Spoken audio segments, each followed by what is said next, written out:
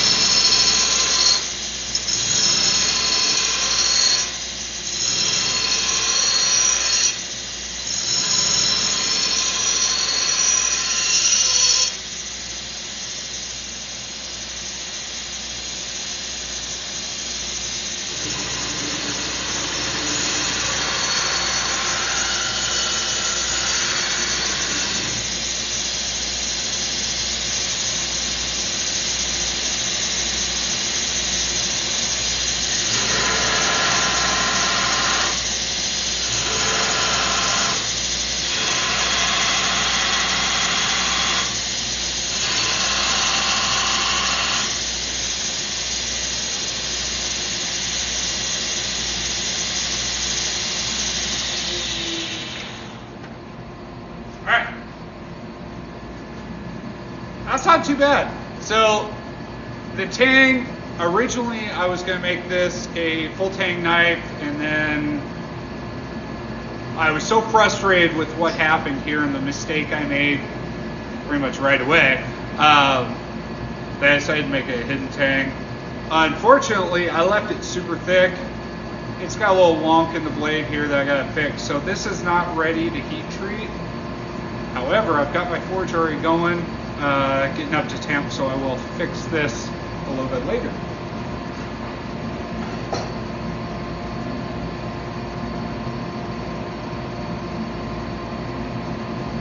Now this is going to be a chisel, which I'm going to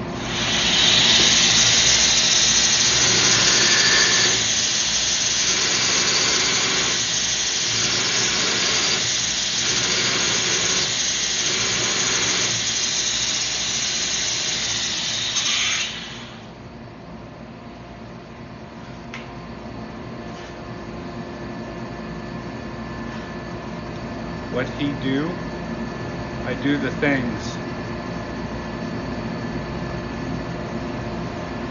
All right. I'm trying to decide how I want to heat treat this.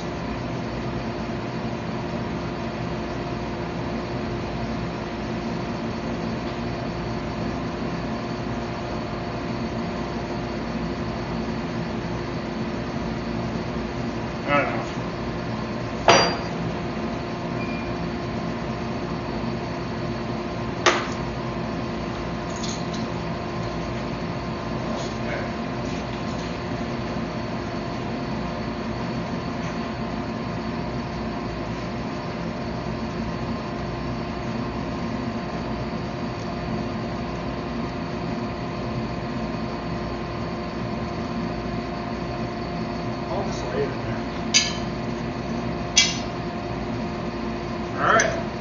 drill some holes and some tangs.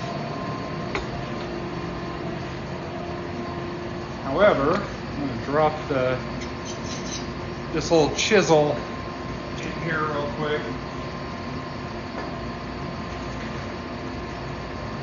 Wasn't quite sure I was going to load it in, but I think this will work.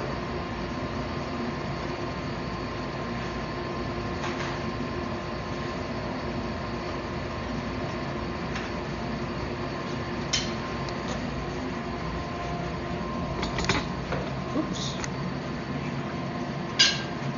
Okay. Excuse me, Mish.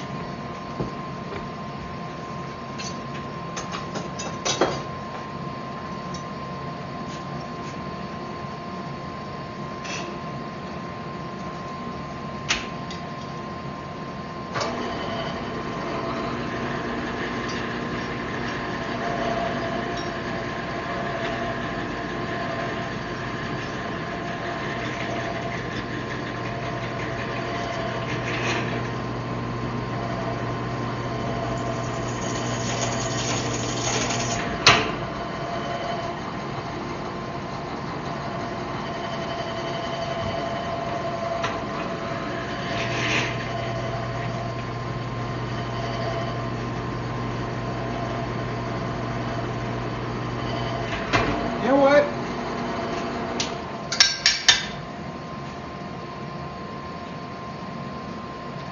I can't do it on this one, but on that one, I think I'm going to just draw that. That tank's still really thick on this one, so I'm going to draw it out and make a loop.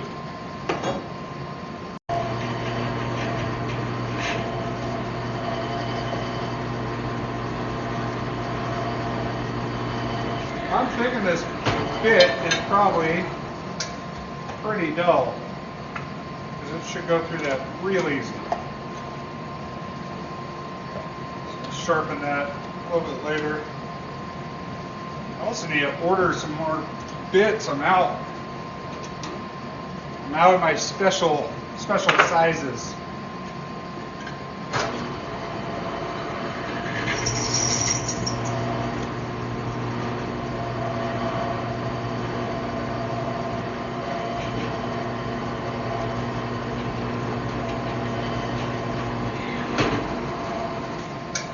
Actually, I think what happened is it got hot enough, kind of hardened, so I'll have to torch it or use the forge. All right, let's go do that.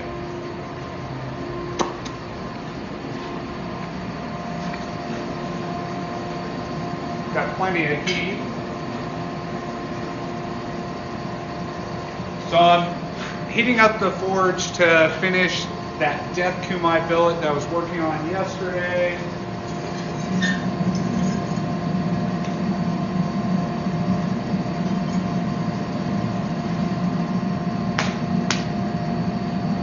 Hard metal, yeah. So with 52-100, it's a really hard steel, and getting it hot, grinding it, and then putting in the wire is not really hot enough to harden it. Definitely didn't get above 700 degrees. So what happened is they cooled really rapidly after I was forging them because, well, it's cold outside and I have to have the shop door open. So that's probably what happened. Not a big deal. I'm gonna go grab my safety glasses and get ready to do this.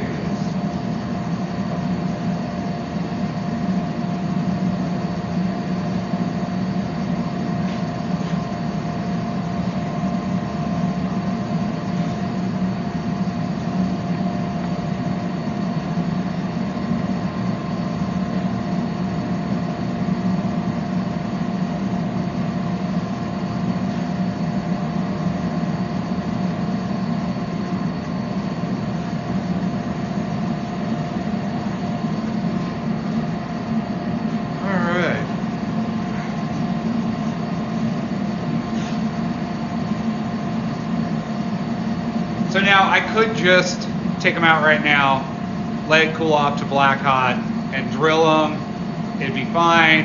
It would go through pretty easily. I'm gonna forge them both out.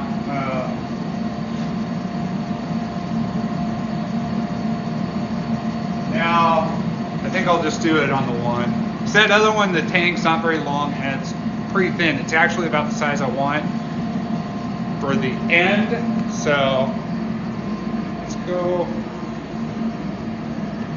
Actually, I'm gonna do it on the anvil.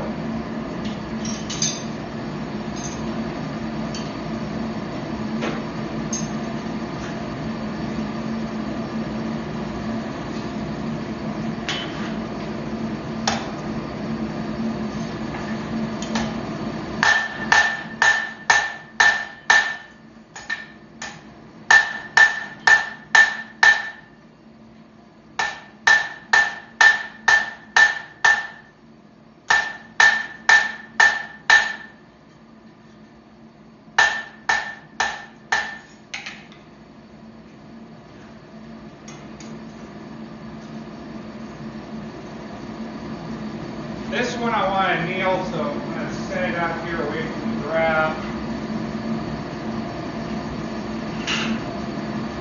I used to have a bucket of sand that I would just put stuff in like that. And I got away from doing that, and probably should still have it around.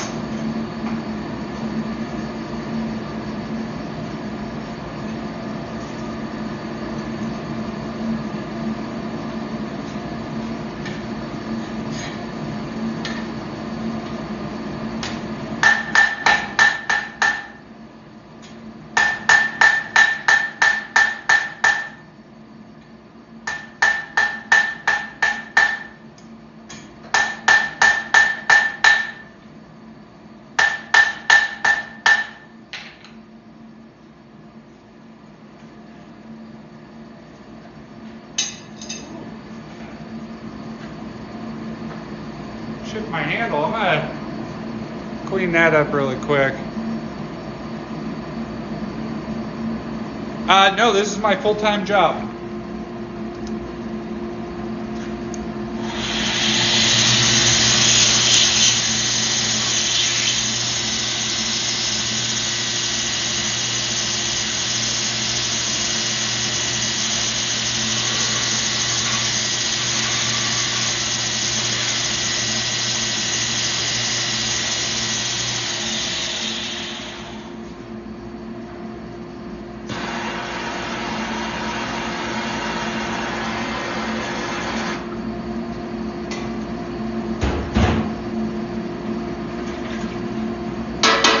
There we go.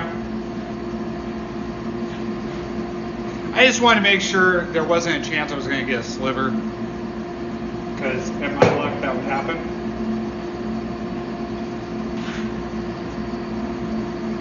All right.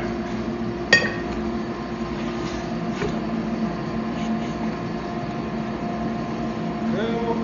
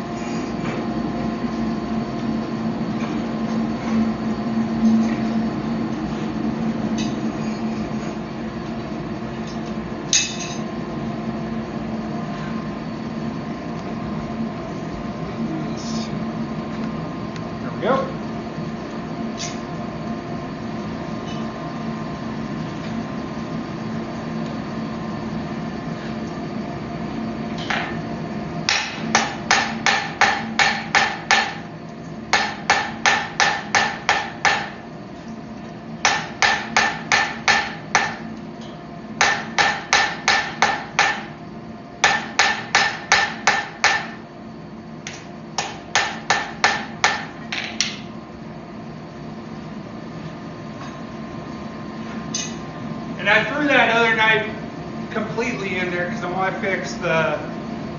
to straighten up the blade and take that tang way down.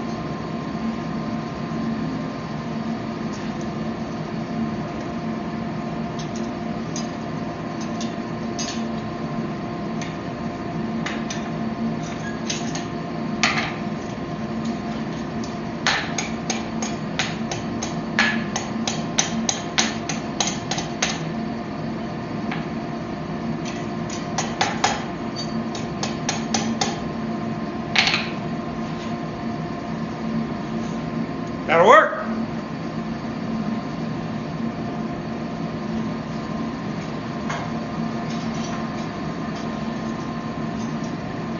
Just clean it up just a little bit.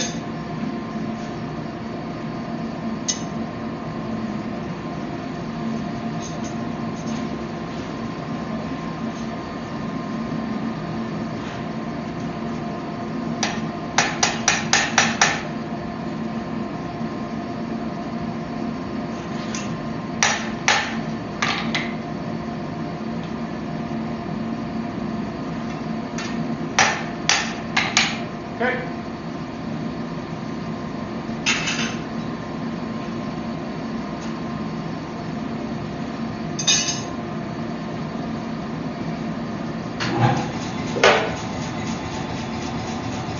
We're going to use a power hammer for the tang on the other one.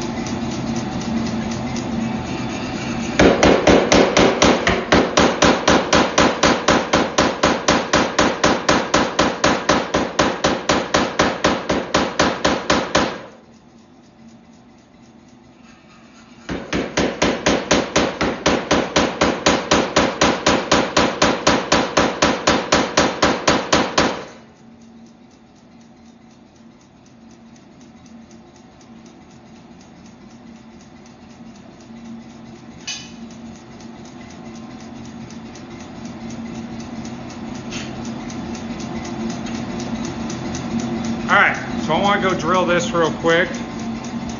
Still got some heat in it. But enough, it's cool enough I can hold it, so.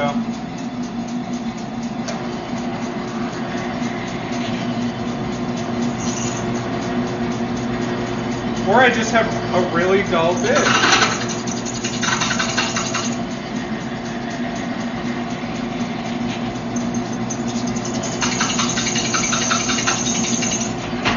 Nope.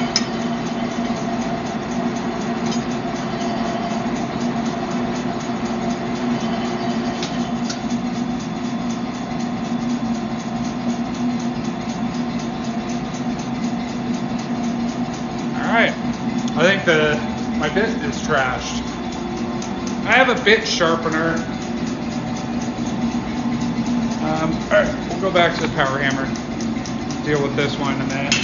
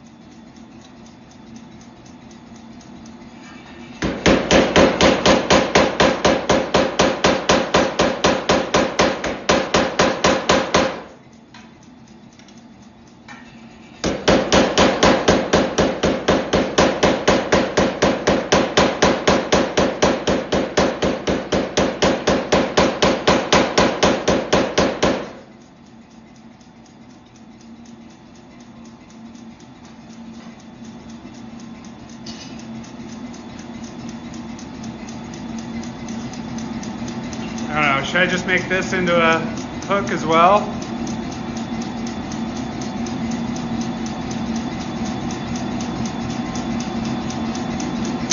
Alright, let's see this. 3mm. Yeah, I can't remember what sizes I use, but yeah, power hammers are awesome. And I really like the Yang-Yangs. The onboard air was a huge selling point to me. And so far I really like it.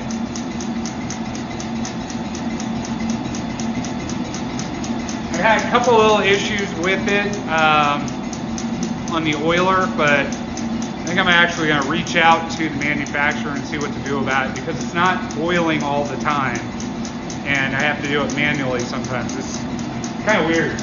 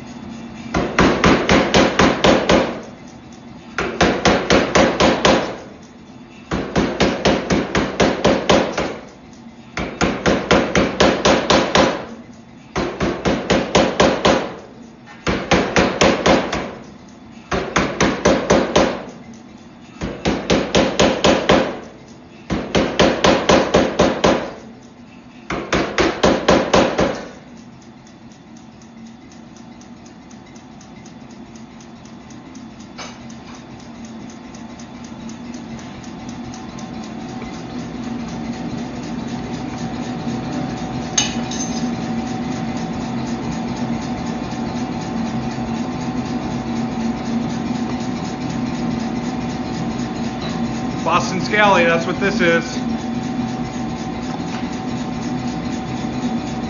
I've got several of their hats. I need to get some in colors.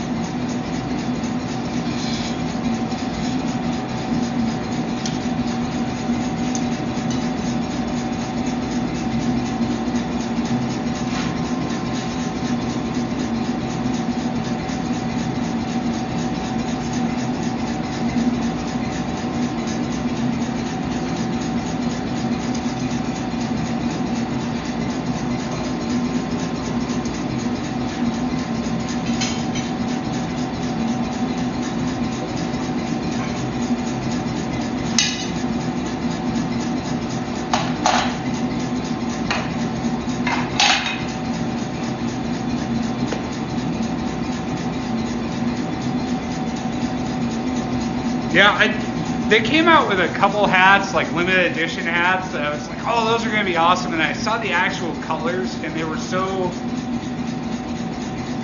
blah, like kind of washed out. Like they did a kind of a pink plaid. And when they announced it, I was excited because black and pink are my company colors. And but it was so washed out and such a bad pink, I didn't even bother.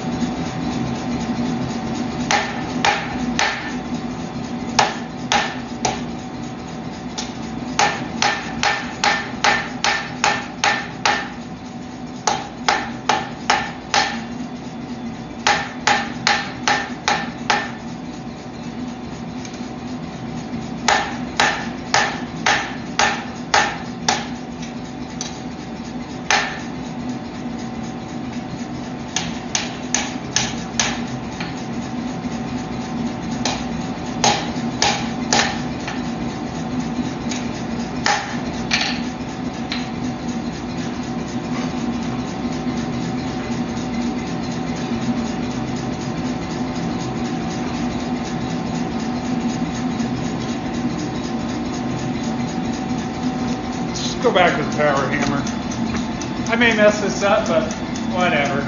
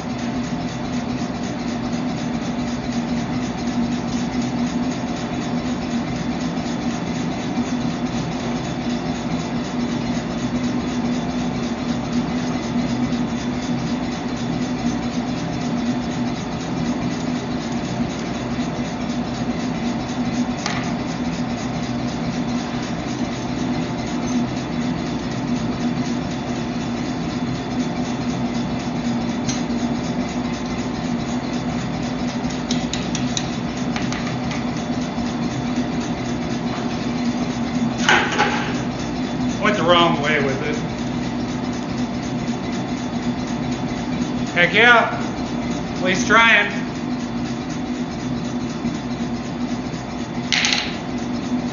Yeah, it gets hard because the average American has no idea what a good knife is, and we get fed a lot of BS on social media, and there's a lot of old wives' tales and stuff like that, and so it can be hard. And I find that a lot of people don't care about quality, and they really, really don't care about American made. People say, oh yeah, support local, buy American. They don't really care. And that's fine. I'm not hating on anybody, but it does make it challenging for small businesses like mine.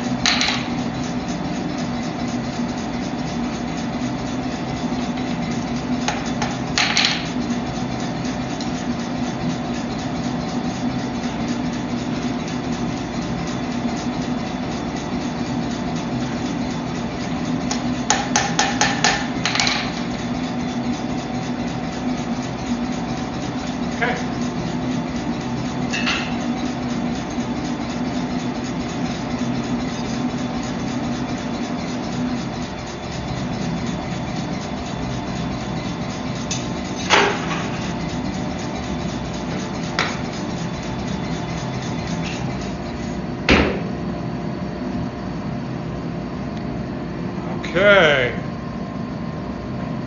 Now, hi Mish, yes. Now I'm gonna give the puppers some attention apparently. This is Mishka. She's my service dog and shop dog. Yeah, sure. All right, off. Down. Okay. Let's get the kiln loaded up. Turn it on. It takes a minute to actually activate.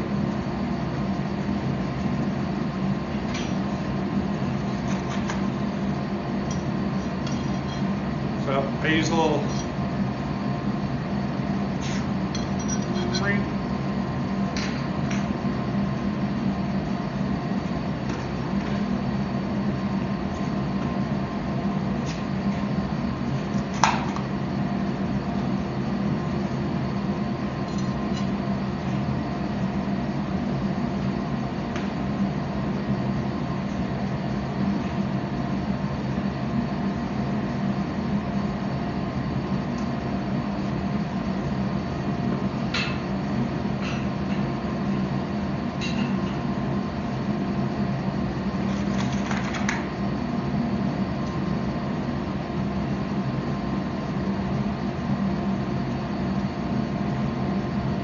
that one's still really hot.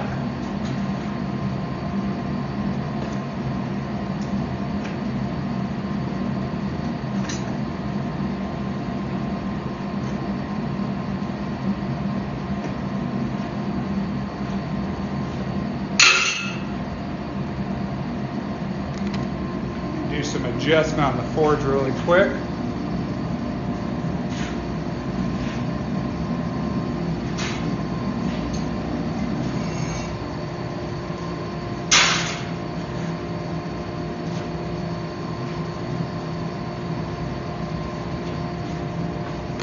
Okay, now I've got one more blade. I need to drill some holes in. Hopefully this works out a little better.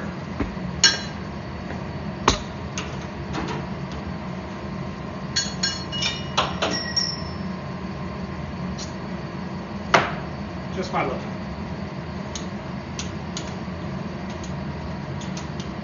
Mishka fetch.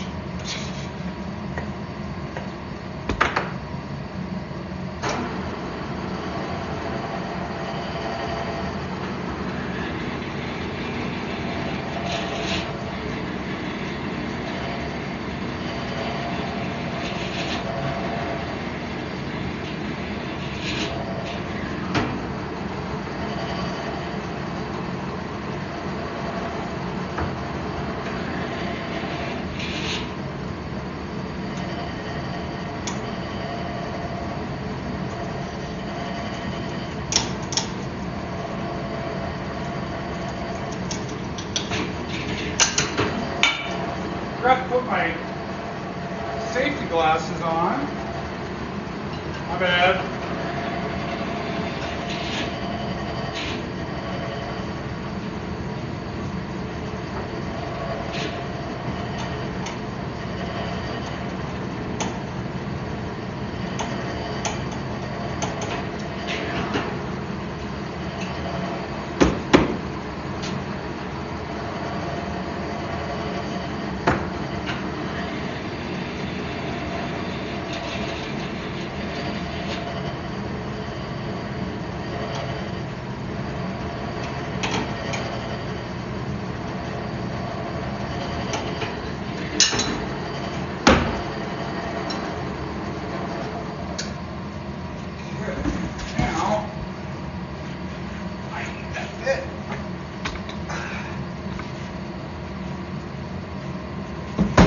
There's nothing down there for you, Mish.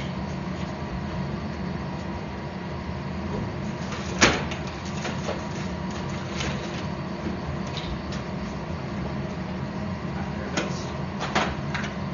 Use a bit sharpener.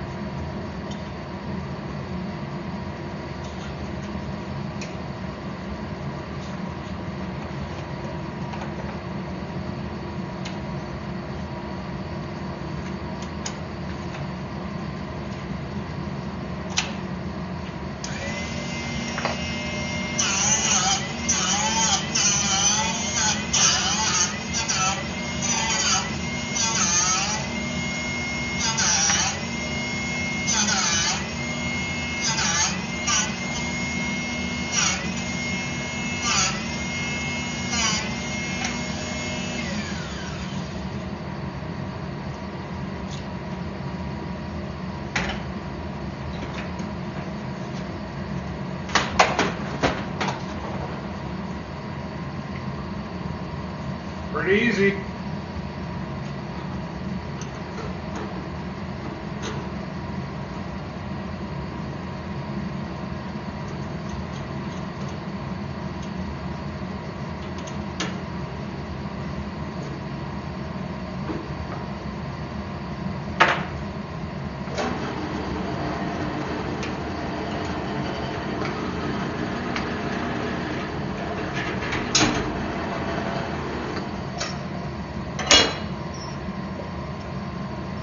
Cool.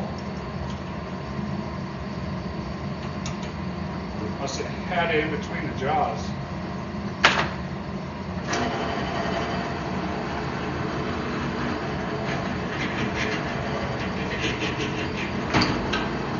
What's going on here? Why can't I get this tight? Probably because I need a new drill press.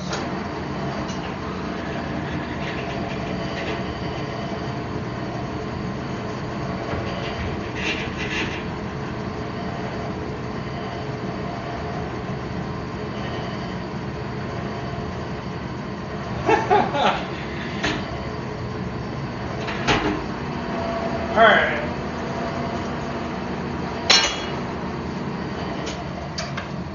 That's annoying.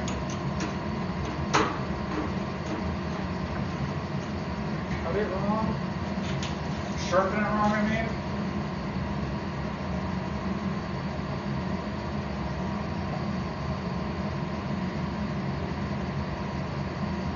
May not have gotten deep enough, I don't know.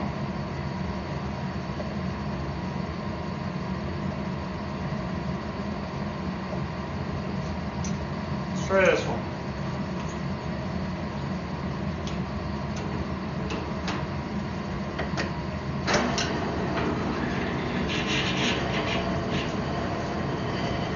That one works.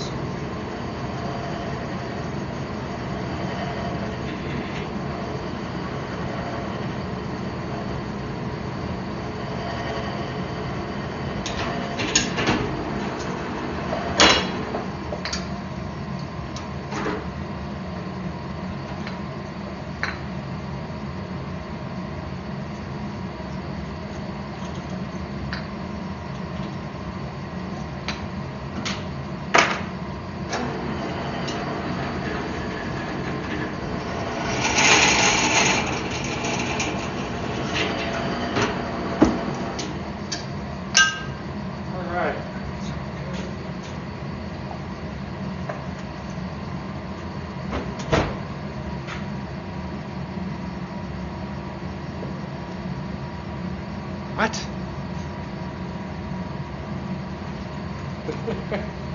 Okay.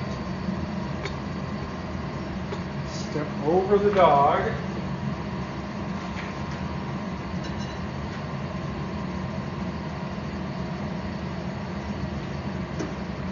Okay.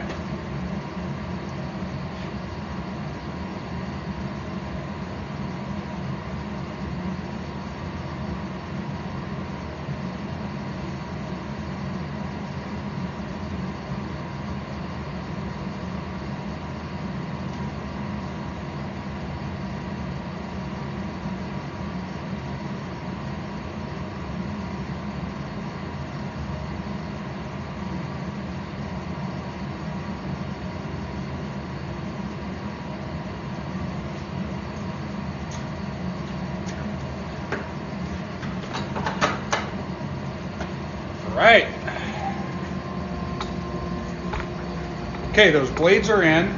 I've got the kiln started.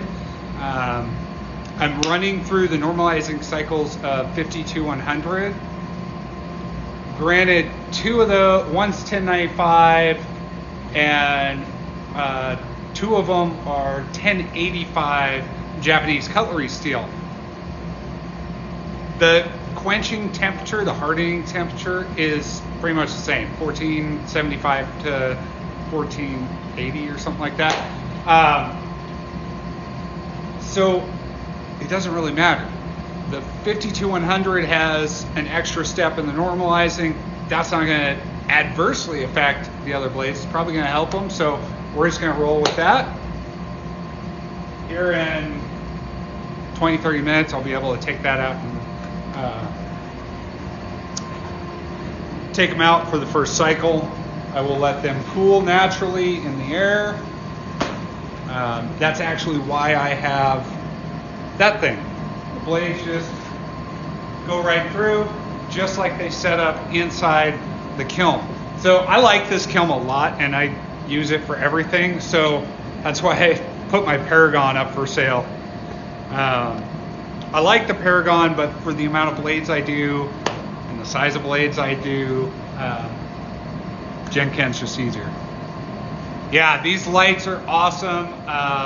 If you're doing any kind of hobbying, they're meant for detailing cars, and they work really well. I have this big ring light over my grinder to help get rid of shadows when I'm grinding. Since I put these lights up, I have not used that ring light once. In fact, I need to just take the thing down. So we are at 1900 degrees in the forge. Let's check it out a little bit closer. So I'm going to put the billet in. I started yesterday.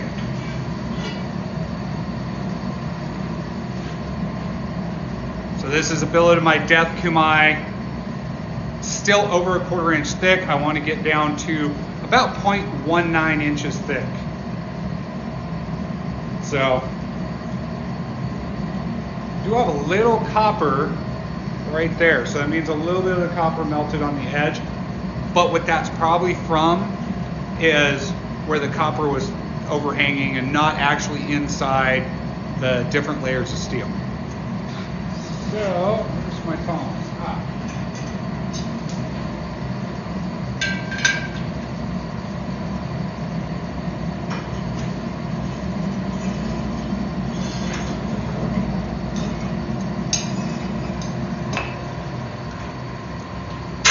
Okay, so because this is copper, or it has copper in it, lots of it, my do not exceed temperature is 1960 degrees, roughly.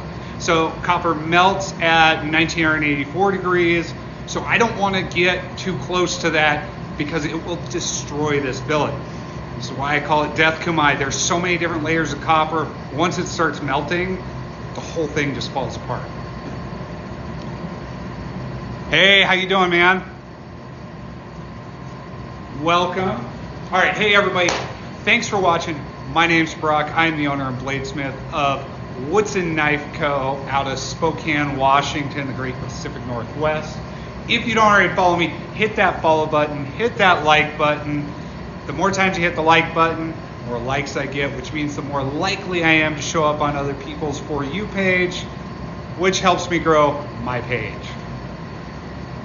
Just got off work. Lucky.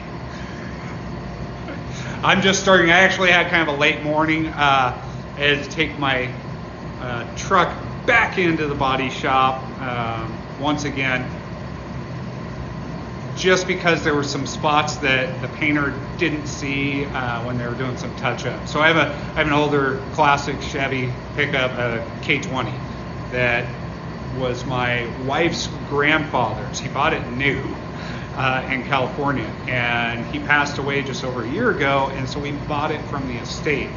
And since then, it was already a really nice truck, but I started doing some things to fix it up. For instance, he had a plastic bed liner in the back of that thing for like 20 years, and so it rotted out the actual bed. So I had the bottom of the bed and the wheel wells replaced. And really what started all of it was somebody hit me in a parking lot with their trailer, hit the back corner of the truck. And so I had to have some work done to it anyways, and it has snowballed. But the truck looks even nicer, so I'm sure coming this spring, I'm gonna probably have some videos involving that truck because it's now my daily driver. It's my work truck. Granted, I work from home, so I don't drive very often anymore, but still. All right, let's take a look at this. It's not gonna be ready yet, but Getting there.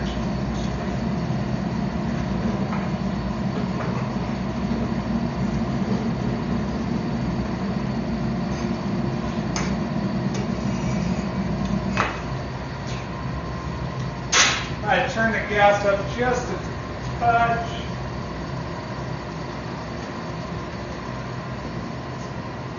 We drop down below 1800 degrees. That's way too low. Granted, that billet was cold, so it's sucking up all the heat inside the forge.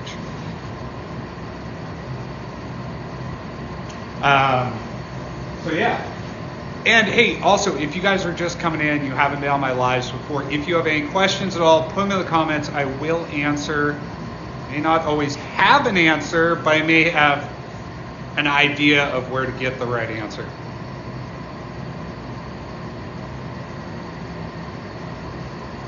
Nice. Yeah, I took kind of a vacation over Christmas. I still work some. And I am going on a trip here soon. So the 25th of this month is the finals for Last Blade Standing. And so it's in Salisbury, North Carolina. And so I'm flying out for that. They have kind of a party going on Friday night. And yeah, it should be a good time. Lots of bladesmiths that either haven't seen in a while or haven't met in person, and I'm stoked to. My buddy Doc, who built the competition, it was his idea from what I know. And he's done an awesome job, and I haven't seen him since last summer, so that'll be cool. And David Baker's going to be there. I haven't seen him since last summer. Ben Abbott, and lots and lots of other guys. A lot of guys from Forge and Fire, a lot of Forge and Fire champions. So we have 58 bladesmiths in Last Blade Standing this year. It was supposed to be 64. We had a few swords didn't make the cutoff time, didn't get in time. But we still have 58, which is a lot, and it's crazy seeing all the swords. So the parameters this year were for a sword, 27 inches was the max length, so a short sword. I ended up doing a Japanese-inspired wakizashi, brass and copper in it, and a 3,200 layer core. In fact, that's the same steel as the last bit of steel from that build. Now, I don't have any aspirations that I'm gonna actually win, or delusions, I should say. Especially when, Ben Abbott and some of the other guys are in the competition. But it's still gonna be a lot of fun, and I'm really, really excited for the blade I made. Even though I was the first one to turn the blade in. But because we had to have them in by January, I think it was 14th, I was really concerned about holiday shipping, so. All right, let's check this thing out. Oh yeah, we're getting there. Look at that. Still got some shadowing right there. But that'll be gone here shortly.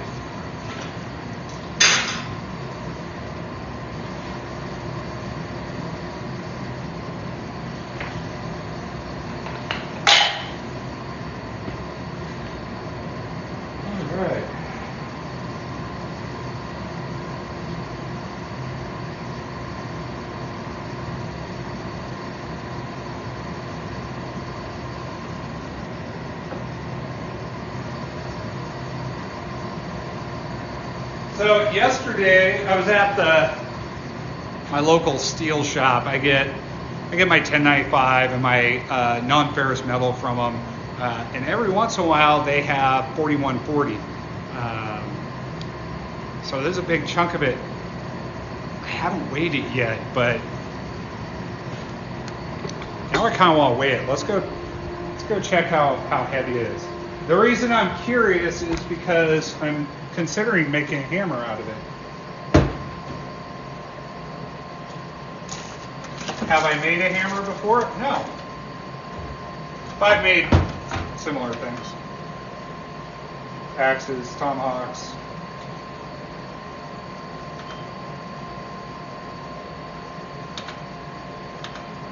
There we go. Jeez. 5 pounds, 11 ounces. So that's a little much for a hammer. At least a hammer that I might really want to swing for very long.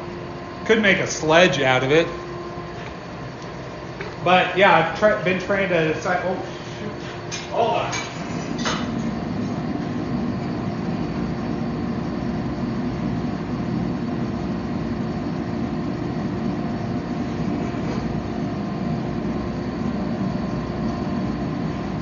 We hit that do not exceed temperature, so I had to open up the forge, pull the billet out. I was too busy talking. All right. I'm gonna use the rolling mill. Hopefully, we didn't get too hot.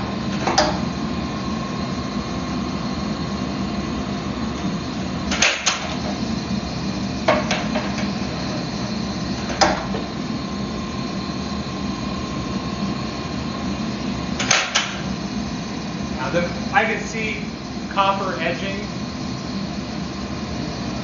right in there in that gap. I can see where the layer of copper is, and it's solid.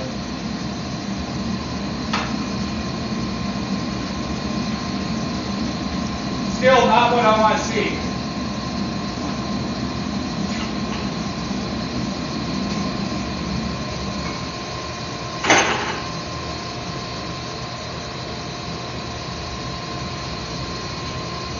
All right, so turn down the gas a little bit. Let's hook that up. So it's going to take a minute to heat up again, but I didn't really do much with the rolling mill on that one because it was already cooling off quite a bit. So with this billet, I say it's got a lot of copper in it. So the core is 1095.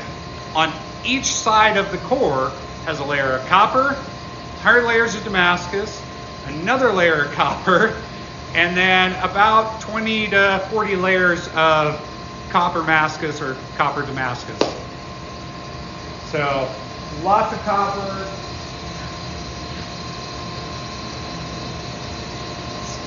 Which equals a lot of ways that it can fail.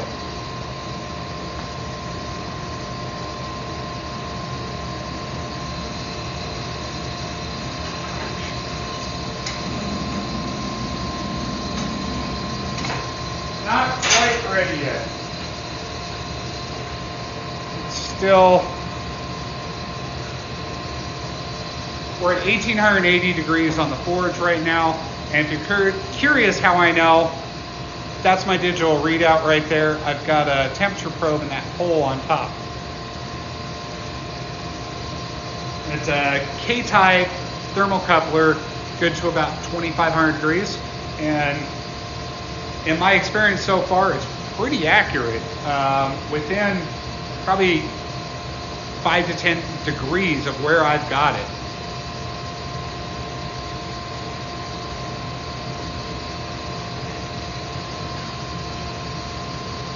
That's copper and brass. So, yeah, the copper's soft, but the copper's not at the edge. So, it's just there for looks. It's an aesthetic thing, just like Damascus is just for aesthetics. Damascus doesn't do anything for the steel, not with modern steel anyways. So it's just for aesthetics. It's also pretty difficult to do. I think there's only a handful of smiths that really work with copper and brass. So at least to the level that I do, because I'm always putting it in stuff. Thank you, I appreciate that, Greg.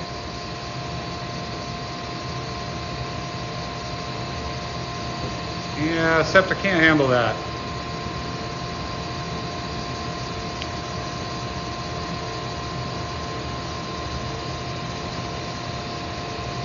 Let's get rid of that one.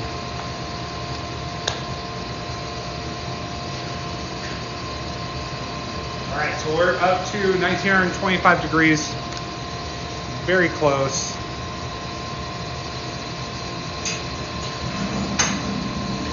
And away we go.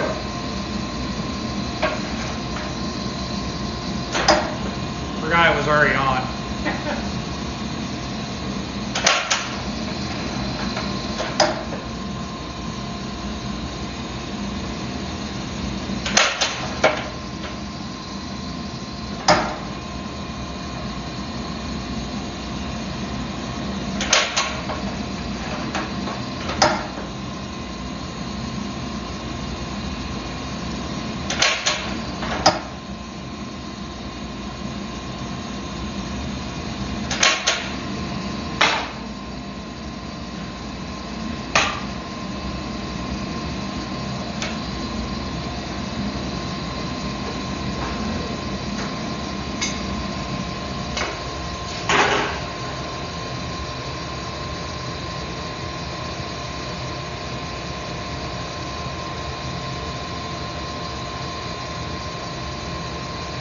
Let's do that. I keep thinking, oh, I'm going to do that, and I don't. And I just realized my phone used to automatically switch when I came out here, and it doesn't anymore. So hopefully it's not choppy or, the signal's not bad anymore.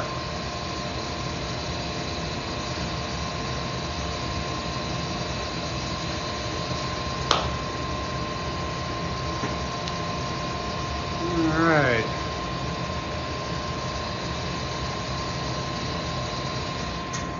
So I need to just let that run.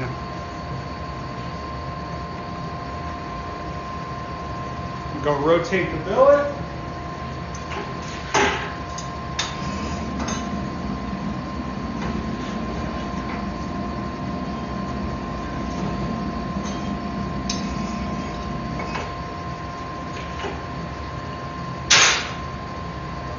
I just want to make sure I get an even heat throughout the entirety of that billet. So if you have cold spots, that causes issues. The steel doesn't move as fast. You can actually start putting stress fractures into it if it's too cold. Which I've only put cracks in blades a couple times, but the first time I ever did it was horribly embarrassing and couldn't have been at the worst time. Talk about the forge. All right, so this is a home built. I built it. That's why it's kind of ugly. So it's made out of an old compressor tank. It is a forced air propane ribbon burner forge. So sorry, the cord's getting wrapped up on stuff. So you can see the blower right there. Feeds air up into the pipe here. That's where the gas comes in right there. And sorry, everything's backwards. Right there, that's the ribbon burner. So it's 24 inches deep inside, which is perfect for what I do because I do a lot of big billets like this.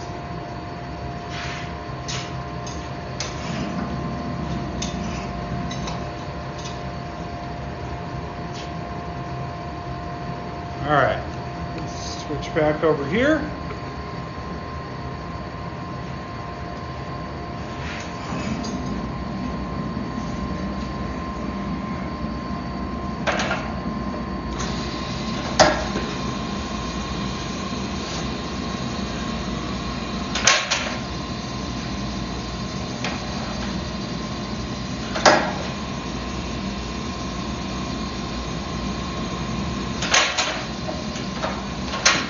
Whoops.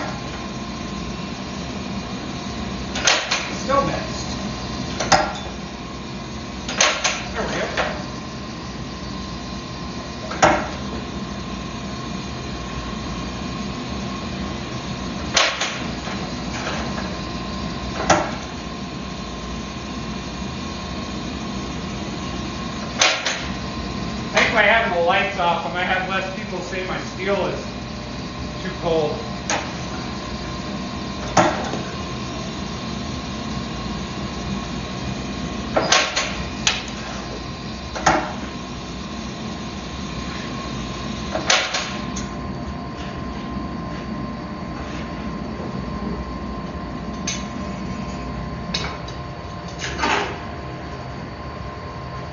Oh, all right.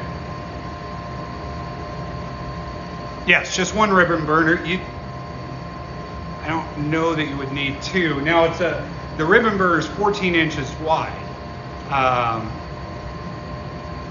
inside the forge. So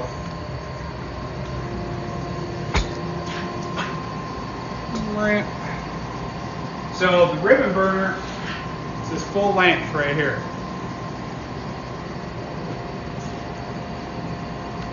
Thank you. It's not the prettiest. It works. I do have some modifications I need to make to it. I'm really, really, really, really tired of using the bricks. Granted, they're cheap.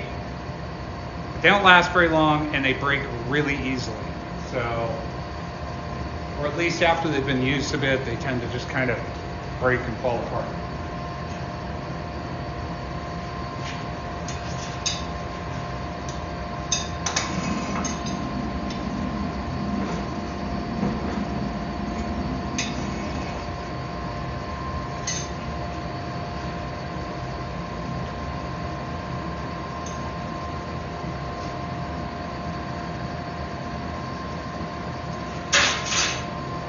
All right, touched up the gas just a little and decreased the airflow a little. So I'm gonna bring the temperature up.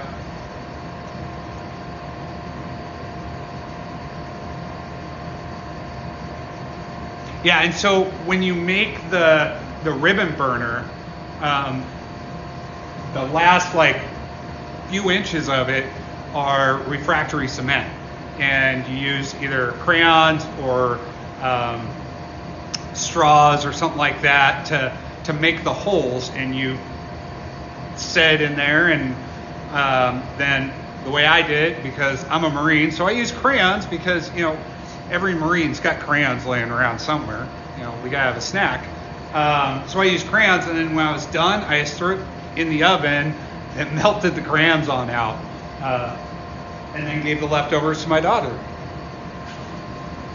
because she thought it was awesome, all the different colors mixed together.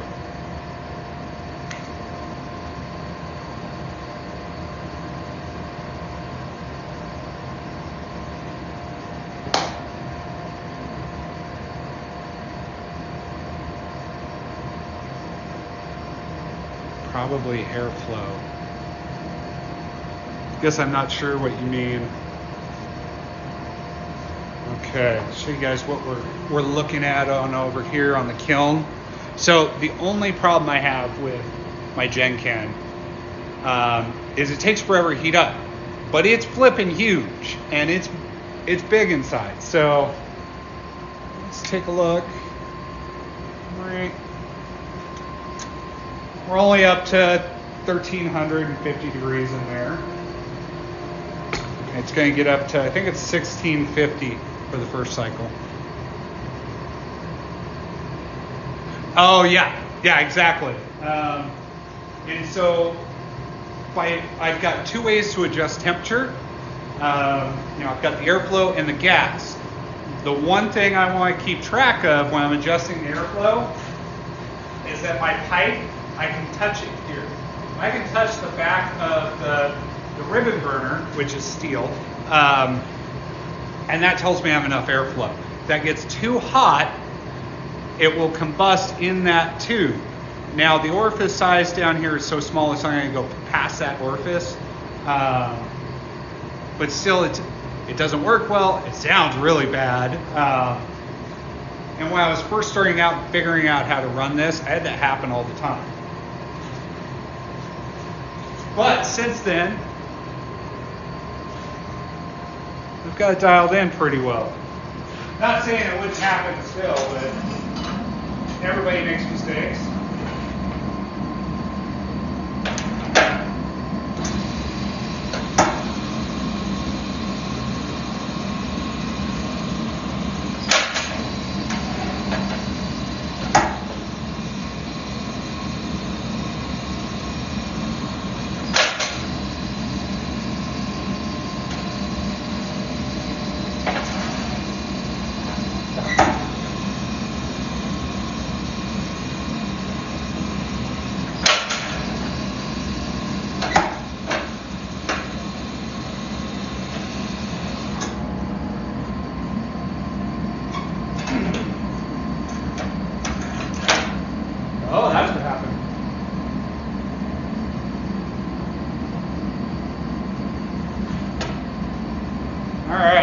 fix that real quick.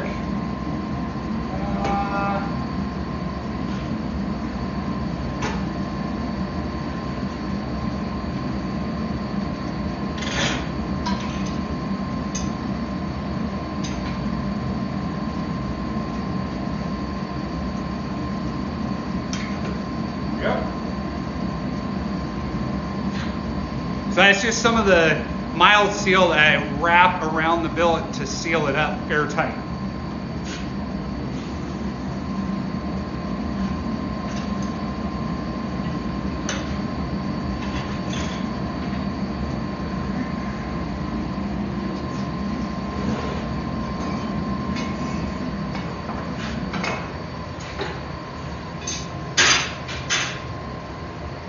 You know, it's funny, I got so used to forging with the lights on. And the reason I was doing that was I was trying to train my eyes to be able to judge the temperature really well when it's bright. Just in case I ever had to forge outside. But I'm not really worried about that anymore. And so I don't know why I just don't turn the lights off.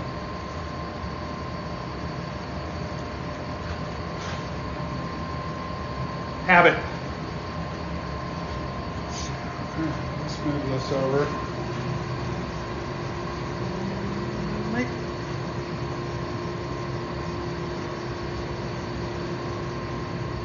Now I think after this billet, I do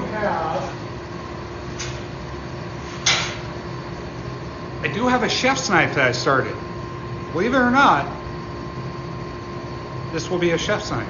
So this is a 1-inch bar of 1085 Japanese cutlery steel.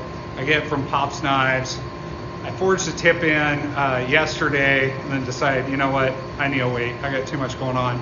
So I stopped. So I think after this billet's drawn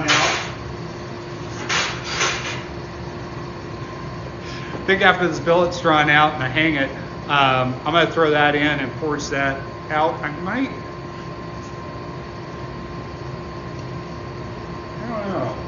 What else do I got? Let's see here. So I've got more 1-inch. I've got some 3/4 inch in that.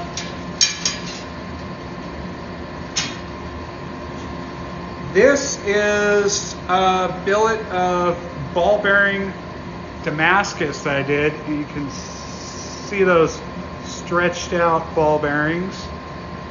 There you go. So that's going to have a really cool look to it.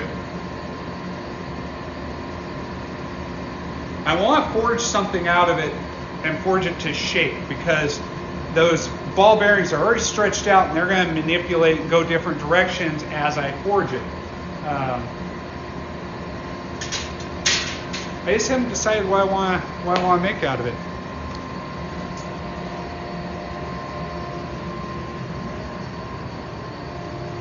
You know what I should do?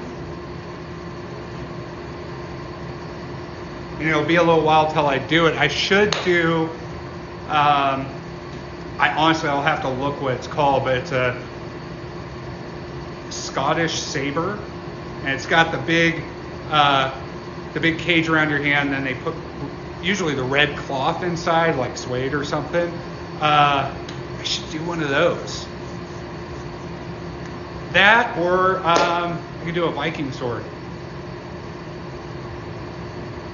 Both of those I've wanted to do. There's so many swords that I want to do, but time is the issue. I kind of think now, with how much I enjoy doing the swords and the kitchen knives, I think that's going to become more my thing, you know, focusing on swords, kitchen knives. I'm still going to do, you know, the hunting knives, the carry knives and stuff like that, but I think that's more what I would like to be known for. That'd be pretty cool.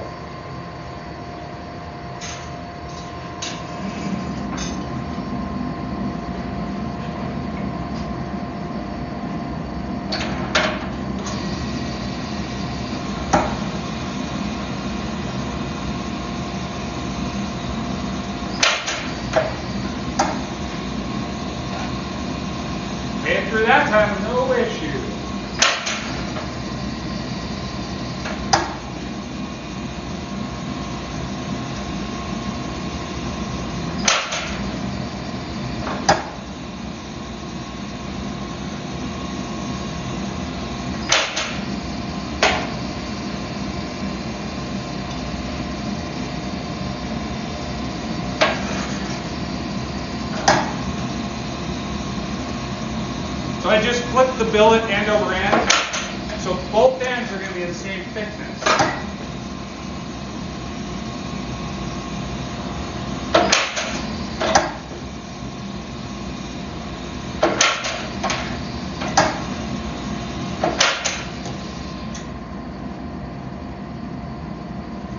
Alright, let me grab my caliper. I want to see how thick we are.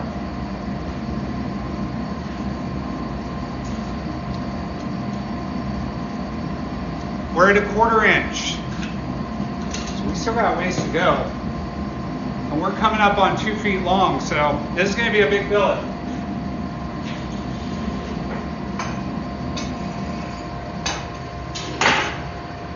I mean, it's already pretty big. Are the swords good sellers? Swords are typically a special order. Swords are expensive. I think grab one that I'm doing right now.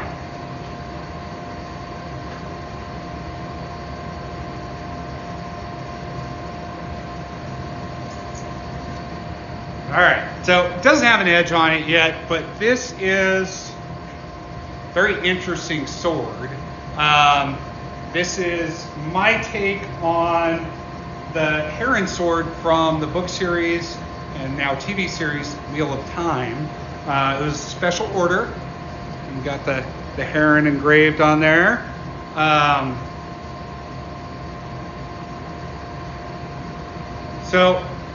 it's a Damascus-clad Sanmai with an 80 CRV2 core.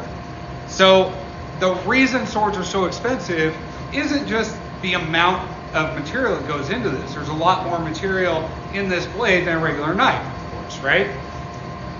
It takes a lot longer to grind a blade this long than it does one that's this long.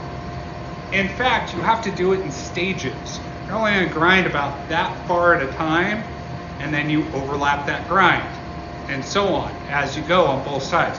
It takes forever. Even sharpening takes a lot longer. Quenching, the forging, everything about a sword takes 10 times longer than a knife. That's why they cost so much more. Now, the question was, are they big sellers? Not necessarily, but they are a big ticket item. And so when somebody orders one, or if I have one, they buy it. Sorry to check the temperature. It's a chunk of change. Now, the way I do it is I ask for a deposit. Usually for something this size, it's going to be around 20% down. And then either the people make payments while they wait for it to be built, or they save up and pay it off when it's done.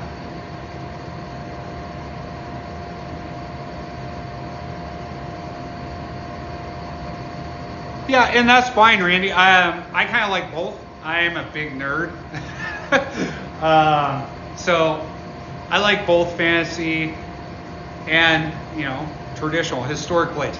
However, when I say I like fantasy, I do not like over-the-top fantasy blades that have like all the crazy spikes and angles coming off of them that just looking at it as a bladesmith, I know that's not usable. I don't like those. They're cool in video games, stuff like that, but I don't care to build one. Yeah, a lot of hand sanding too. I've probably got 10 or 12 hours hand sanding. No, not that much. Probably 6 to 8 hours hand sanding in this. Maybe I'm wrong. I don't know. I didn't really keep track of my time on this one. But I do really like how it's turned out, and I really like the handle. But man, it is a weird shape. So, weird shape is not traditional.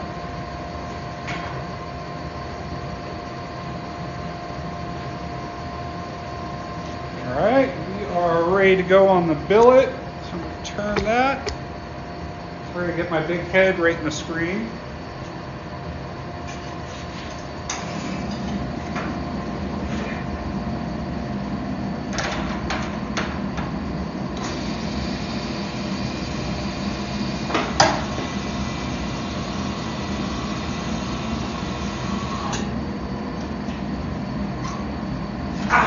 take that.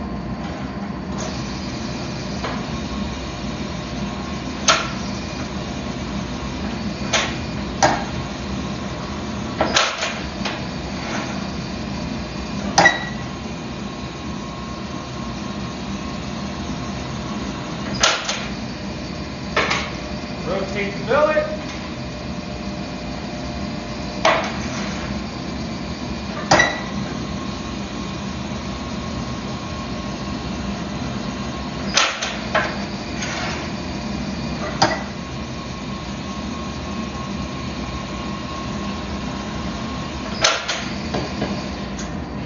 Back in the fire.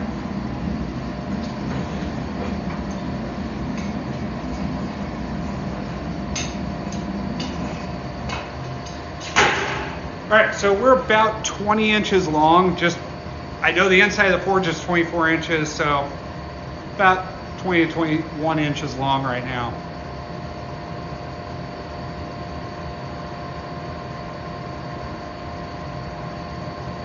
Oh yeah, don't we both?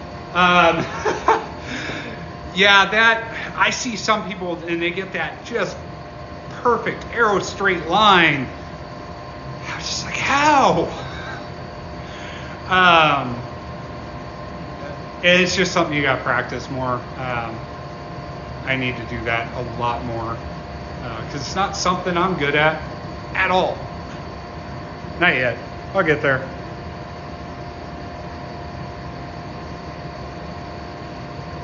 Yeah, the gaudy looking. Sorry, I missed your last comment. Yeah, I don't like those either. Hey, welcome back. All right, so we got 12 more minutes on the kiln. Forge is up to 1870 degrees. So we're trucking right along. Like I said, once this billet's done, I'm gonna forge out that chef's knife.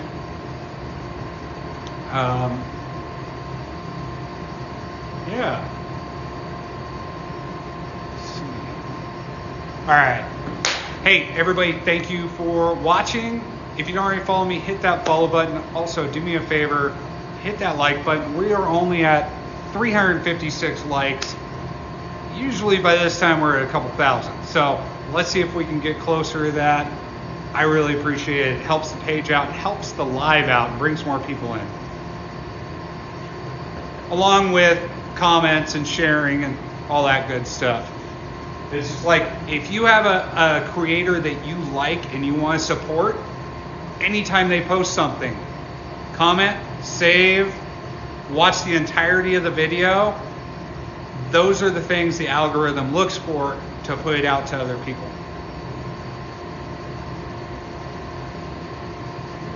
And I know there's services out there that will, I think they've got a bunch of bots or something and they comment. It's really big on Instagram. I get messages about that all the time. I'm not going to give them my money because I think that's weird. All right, we're about ready to go already.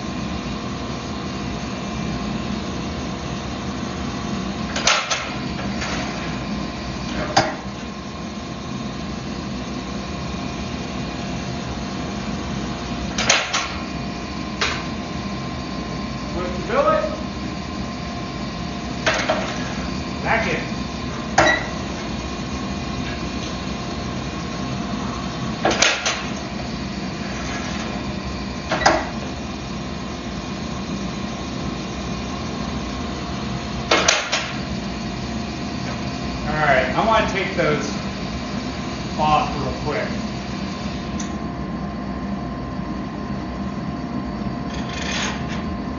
They're starting to get in the way.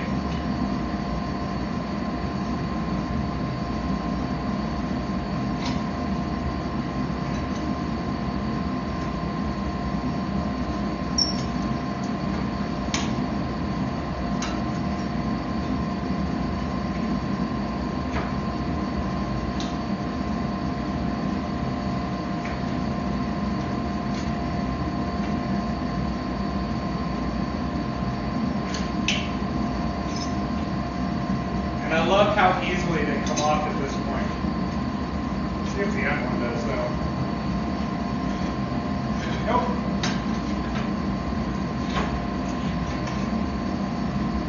Alright, back on the fire.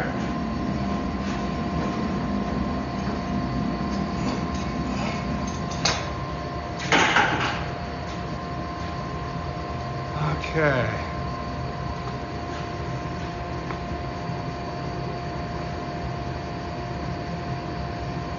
Two projects off your benchmark. Lucky. Although, I don't know, I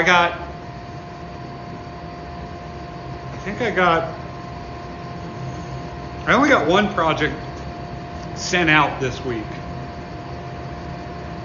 And then a fix on another project. It had to do with the sheath that was form fit. And when it got packaged and mailed out, it was put in the wrong way. And so kind of messed up the shape a little bit, but yeah.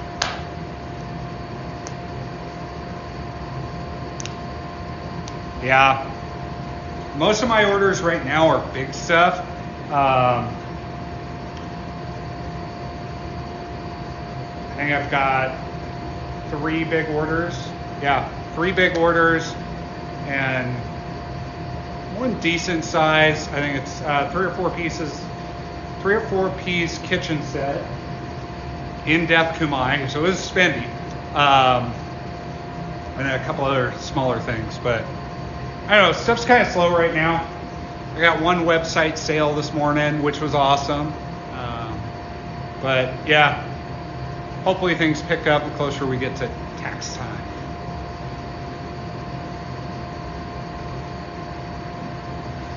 Special packaging.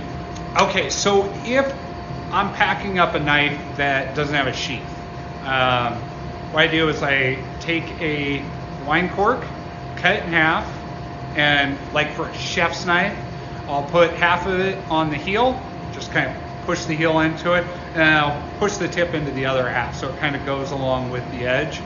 And then I wrap mine in, just cheap brown shipping paper. If I make it look nice, I wrap it in twine, put a stamp on it with wax. And then I put them in boxes that are, the right size for knives, and put a bunch of paper filler around them. I don't use bubble wrap unless I can help it. I don't buy bubble wrap. Now, if I get things in with bubble wrap, I save it and I use it for filler in the bottom or whatever. But one of the big things you need to remember when you're packing a knife is if it's packed and you can go like this and it moves, you do not have enough packing in there.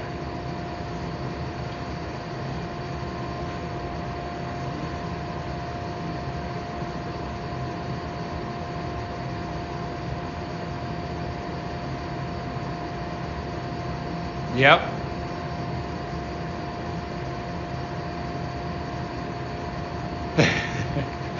Yeah, I know the feeling. There's always more projects coming up. Yep. I reuse packaging anytime I can. And it's not just a savings thing. I mean, trying to do my part, help out. What's going on? Morgan Noonan in the house. Hey, Morgan Noonan right there. He's a good buddy of mine. Helped me out quite a bit when I was getting started with handle material and teaching me what handle material was good to use. He is now a pen maker, and he makes fabulous pens.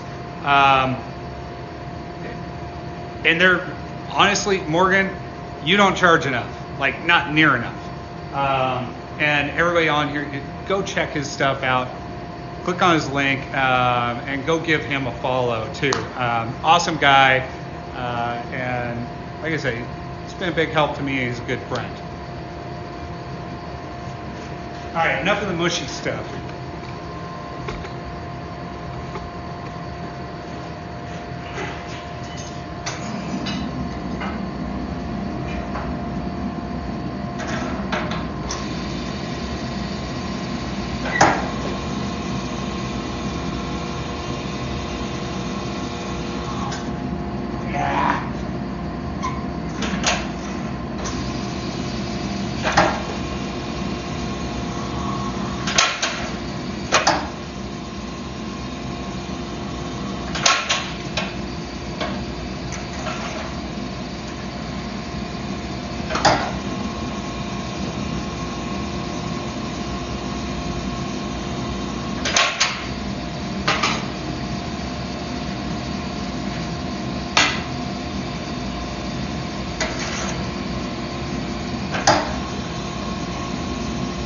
anybody else tap their billet, like on the side of your anvil or a hammer, to see if it sounds hollow?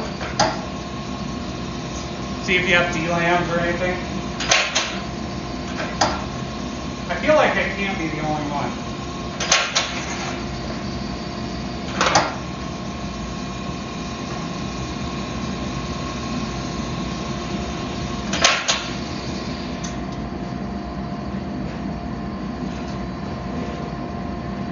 All right, 24 inches long.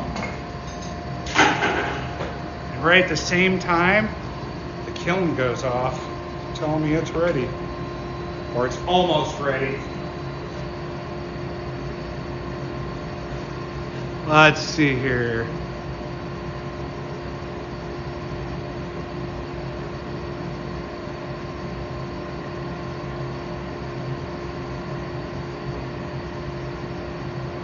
Yeah, see, I'll use bubble mailers, like little small ones, for my blade and handle wax, and a couple of my really small knives that have Kydex sheaths. So, yeah.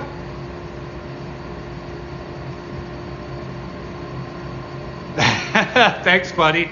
Yeah, I've had a couple people comment starting to look sickly because I've lost so much weight. Now, granted, these are very, very big fellas.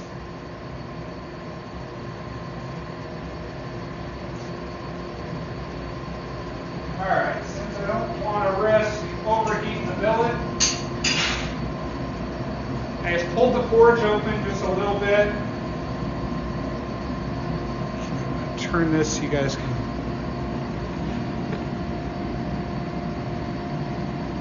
You know what? I might just move it so you guys can see better.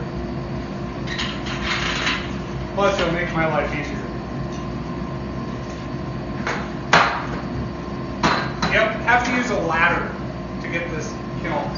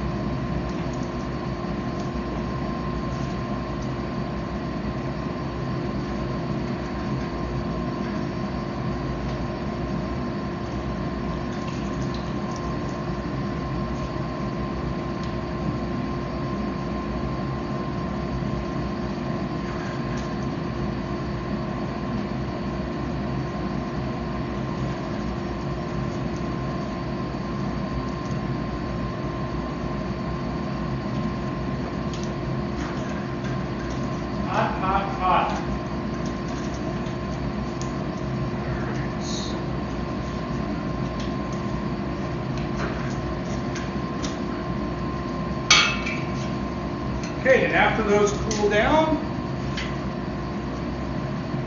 to around 300-400 degrees, they'll be ready to go back in.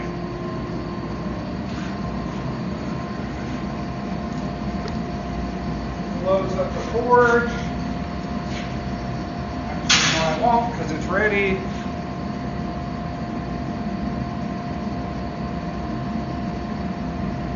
Hey, Dragon's Forge. You gotta try Damascus. It's way easier than you think. And if you want some tips, hit me up. But it's really easy, especially if you're doing like low layer, which can look really awesome.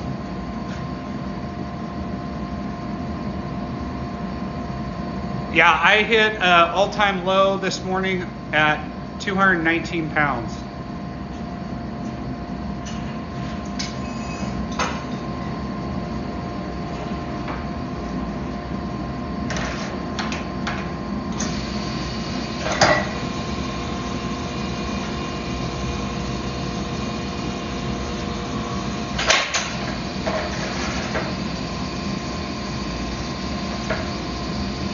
Now you notice I'll do one run through before I tighten it up, because I found that if I don't, I get those stoppages where it's just too hard for the machine to overcome a spot in the billet.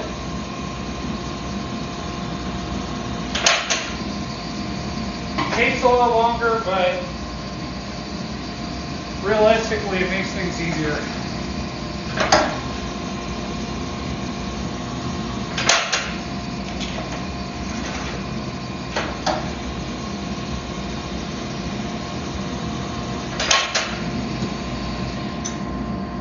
What thickness do you guys think we're at?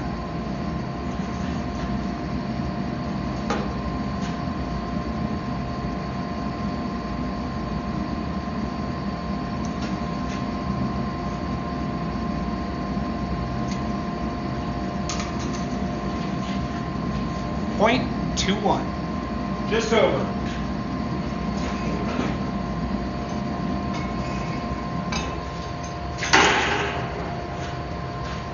Okay.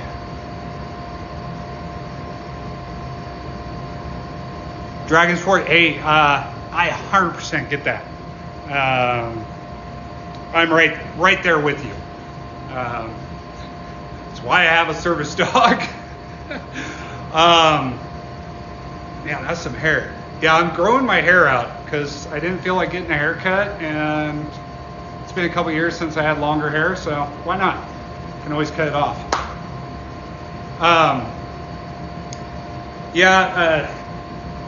PTSD sucks, and what comes along with that is the anxiety, the depression, all that, and a lot of us turn to food or drink or whatever, to kind of fill those gaps and, help us get through things.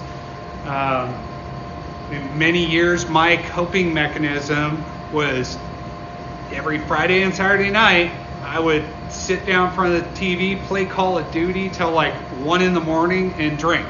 Don't get me wrong, it was a lot of fun. I was playing with a lot of other veterans, a lot of other Marines, especially. It's always fun when you get a full squad of Marines in Call of Duty. It doesn't do anything for your health. It doesn't do anything for your mental health. And mental health is something that in this country we don't deal with properly. Hold on. I gotta deal with something else. It's hot in here. I gotta open the door a little more. Hold that thought.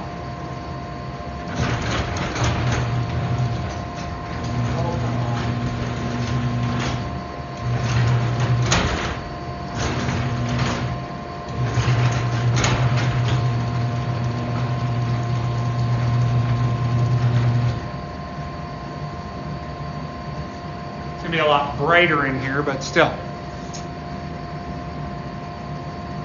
Okay, we're at 1870 degrees, so we got a little bit of time.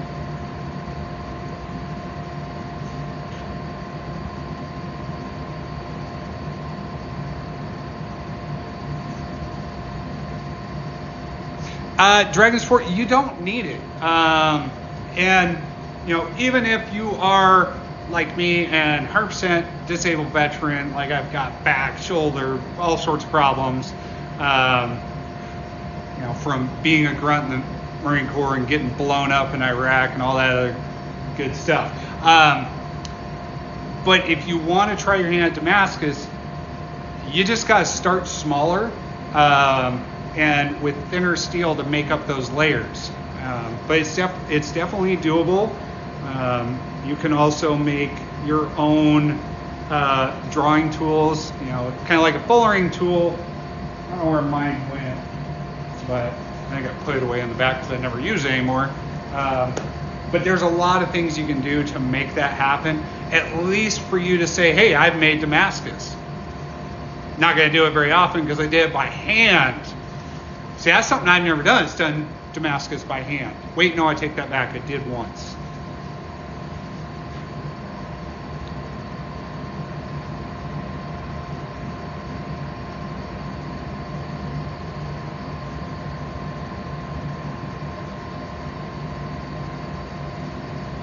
Yeah, Dragon Sports, they can. It depends on what meds you're on.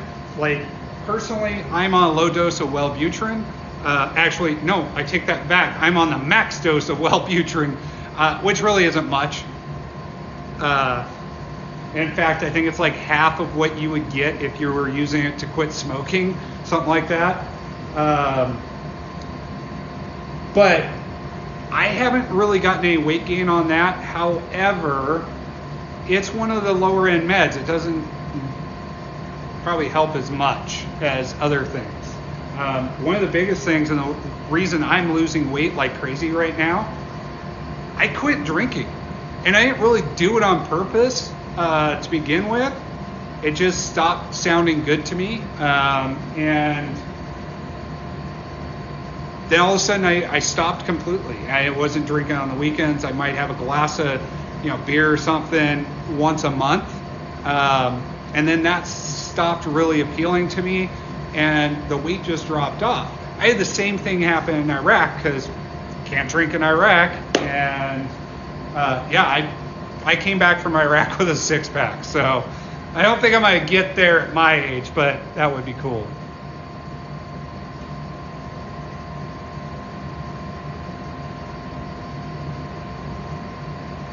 See, Aberlofi, I don't think I've heard of that one. But, I had a conversation with my wife last night, actually, about meds. And she is going to get evaluated for adult ADHD, which I'm positive I have. And I think a lot more people have than we really realize. And she was asking me if I would judge her for taking medication. I'm like, why? If it helps you, if it makes you a happier person, why would I judge you for that? Why would I judge you for self-improvement?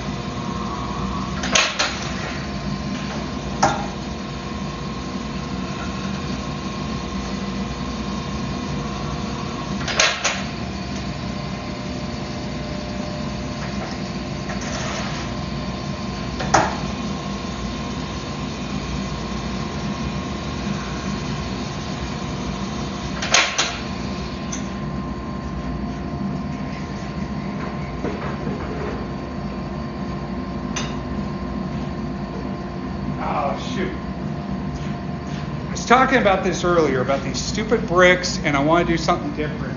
My top brick just broke in half.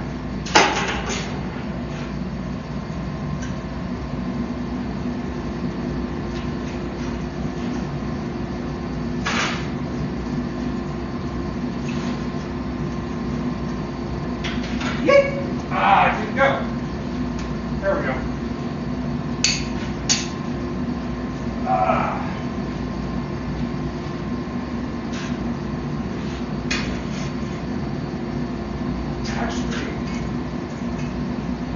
Different.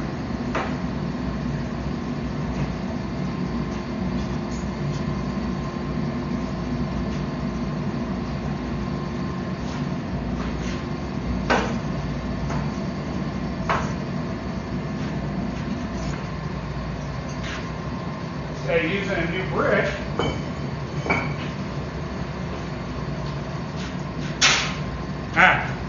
So back to the odd topic at hand, or the off-the-wall topic at hand.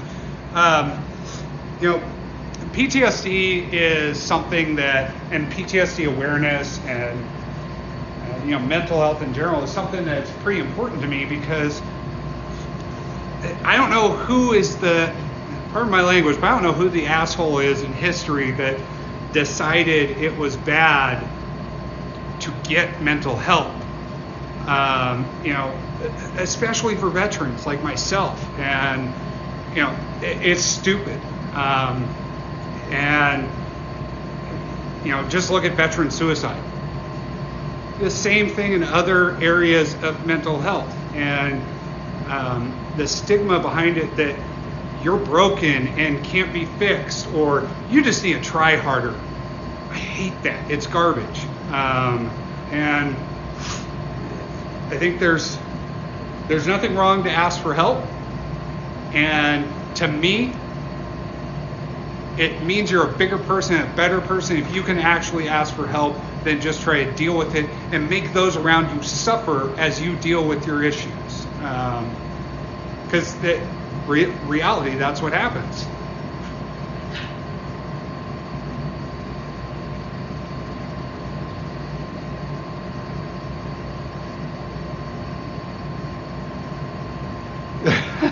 GTA 5.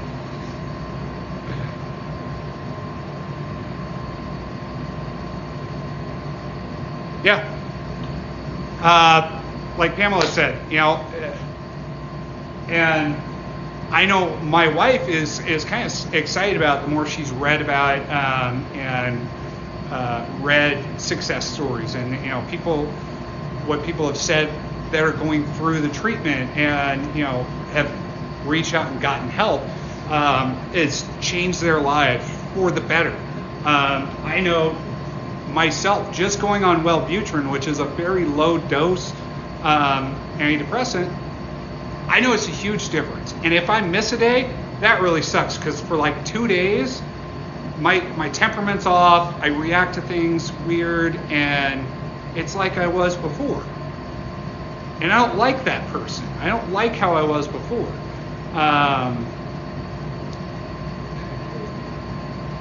So I like it. I like who I am better now that I've gotten help, and got a service dog who helps me out, and I do my best to stay positive.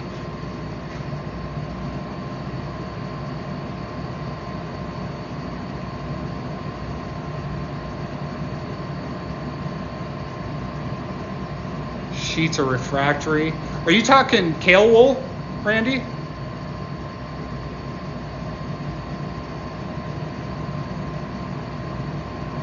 I hear you, Dragon's Forge, and and this isn't just going to go to Dragon's Forge. This is going to go to anybody listening. Like I said, PTSD and PTSD awareness, mental health awareness is really big to me.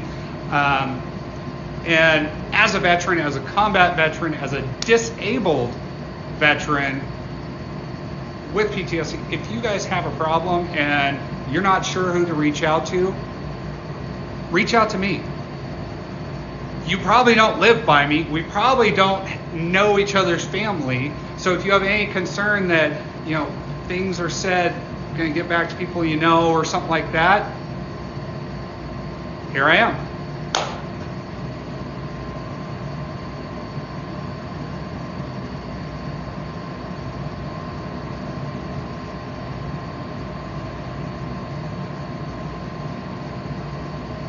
Yeah. What? Dragon's Forge, what do you play for video games? Hey, Randy, you're going to have to tell me what that is, because I have never heard of that, or at least I haven't seen them for sale.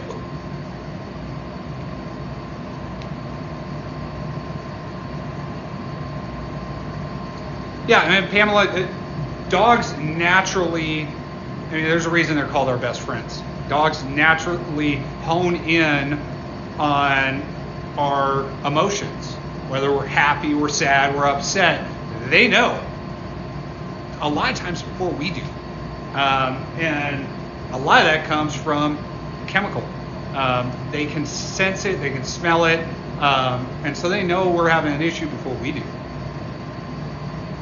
Ceramic fiberboard, okay.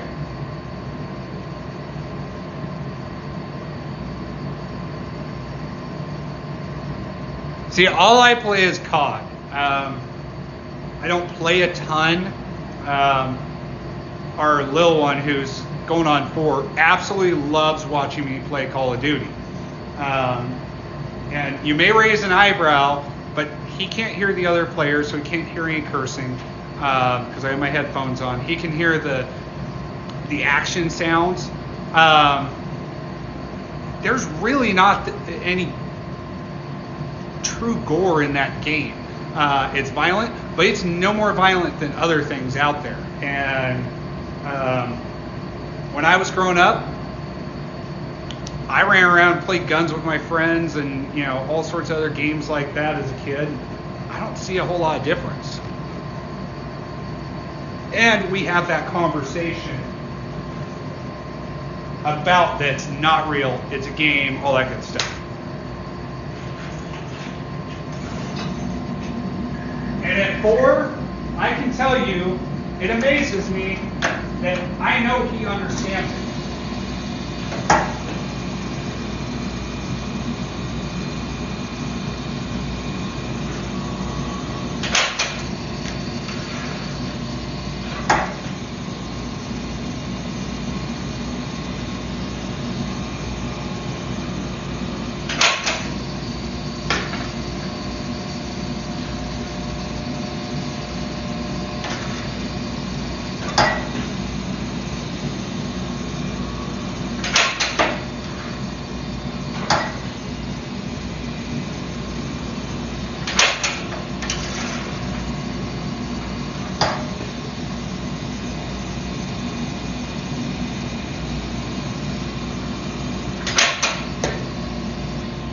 Just because I'm not measuring again.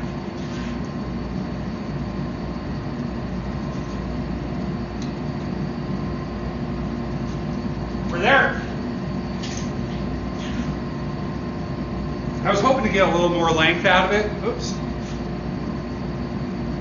But we're at about 26 inches. It's not 26 usable inches, it's probably about 25 usable inches by 4.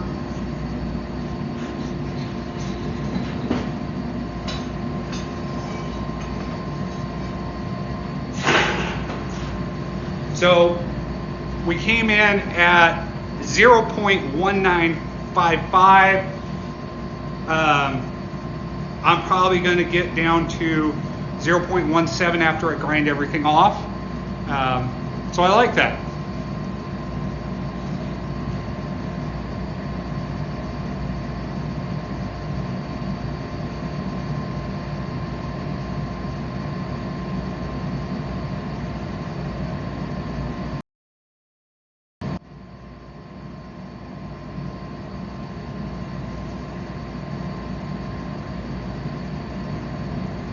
Yeah, Randy, I'll have to check that out.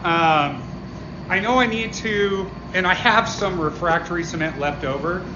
I don't know if it's enough to make a base where my bricks are there, but that was my plan, and then kind of figure out the door after.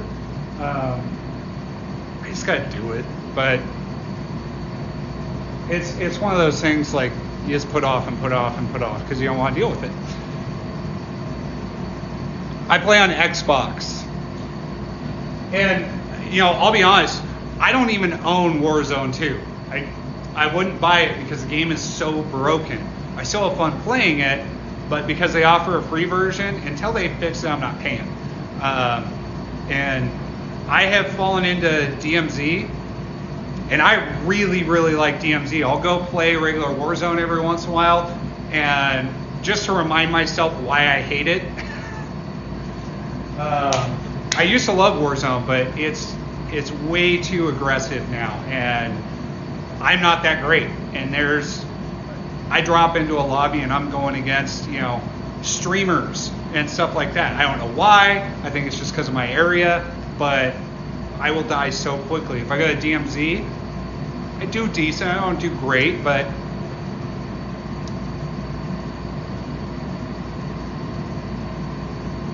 yeah.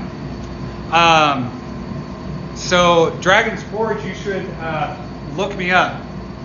We should play together. So it's Fractured Ego, but the E is a 3. So really simple, Fractured Ego. Why I came up with that, I have no idea.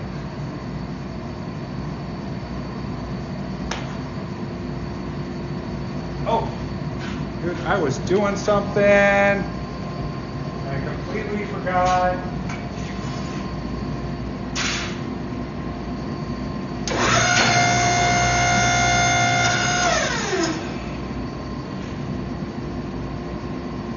Now, I know I haven't used my press today, so these are cold, but I don't care.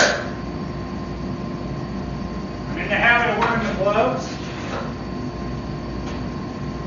and I feel like the second I don't, I'm going to forget the very next time and burn the crap on my hands.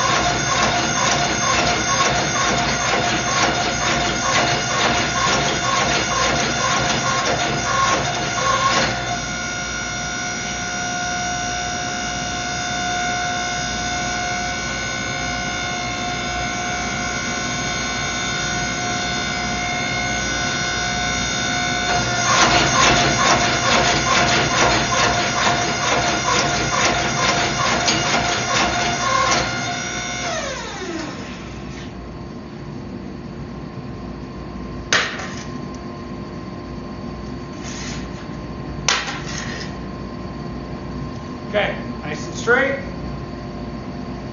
I'm going to hang it. And then once I'm done forging, I'll go in the forge, sit overnight to anneal.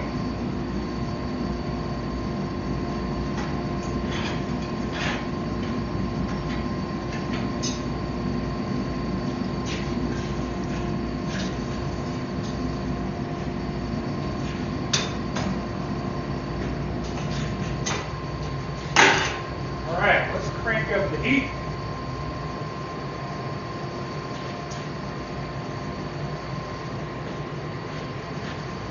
Okay, got the heat turned up. Let's see. Sounds good, man. Let's make it happen. I'll probably play some later today.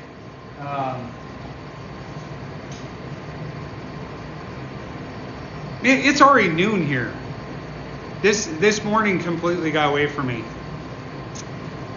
All right, so I'm going to throw this in and get started on putting those knives back in the kiln. They are plenty cool by now.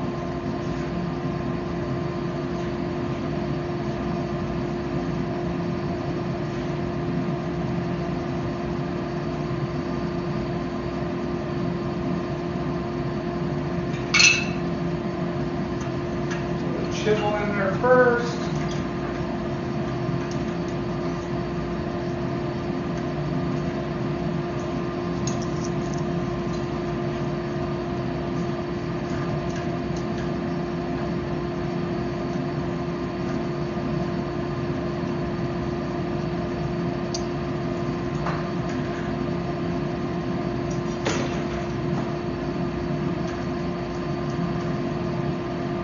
Well, that sucks.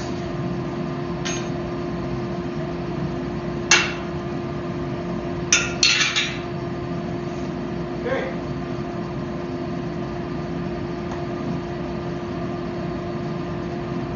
I need to see how far that went down there. Or see if I can even see it.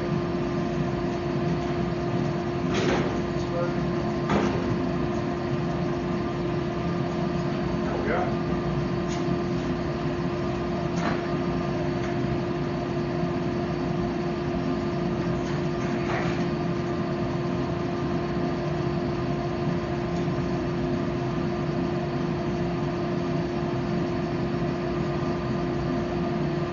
My forge eat that blade because I don't see it. Alright, well that really sucks, but whatever.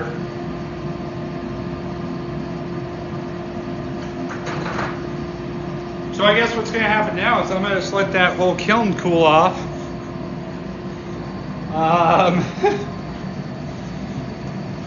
And then, so that kiln is in sections, so I can open up a section, basically take it off and grab it out.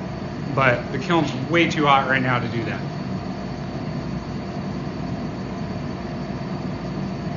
Middle of the night, really? That's when I'm sleeping. Okay, cool, man. Yeah, I think, especially now that I just dropped a knife into my kiln, and I can't even see it, so I don't know that my magnet's long enough.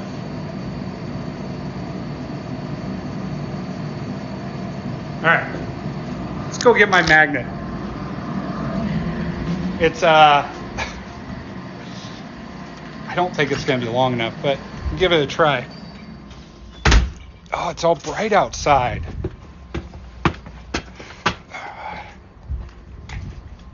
Well, let's see here. Where did I put it? All my tools in here got thrown on the ground and messed up. Kicked around. Ah, there it is.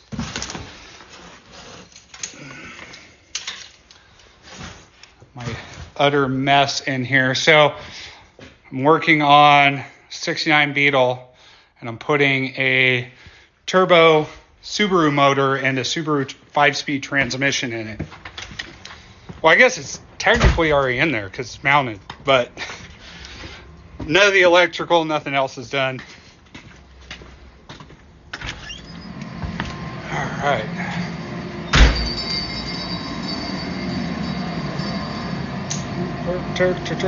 I don't think this magnet's going to be long enough. It's covered in blood.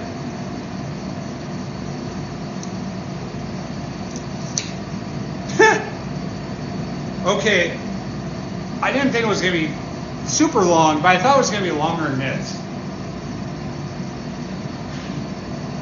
I couldn't even touch the bottom with this.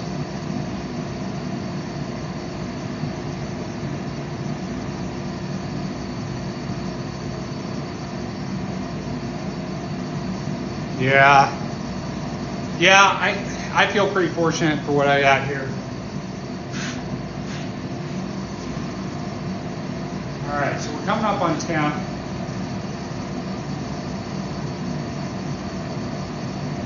How do I want to do this?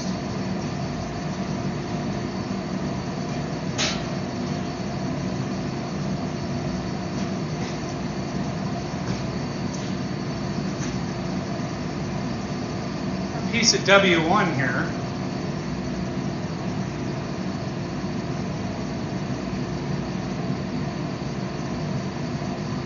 Oh, gotcha, Randy. Yeah, that's rough. I did that years ago. Glad I don't anymore. All right, I'm gonna find some tape. You know I got some good stuff around here. There it is.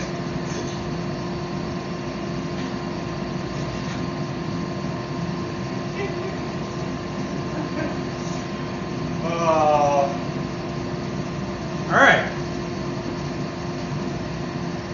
Oh, this is the paperback stuff. This is aluminum tape, but really thin, and it's got paper backing to it.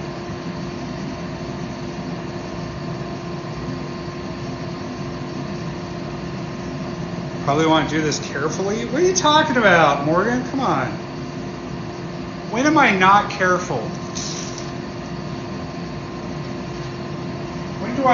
When do I ever not comply with OSHA regulations?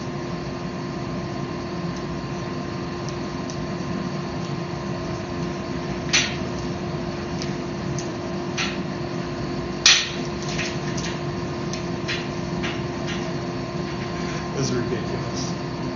All right, so I think I know where it went.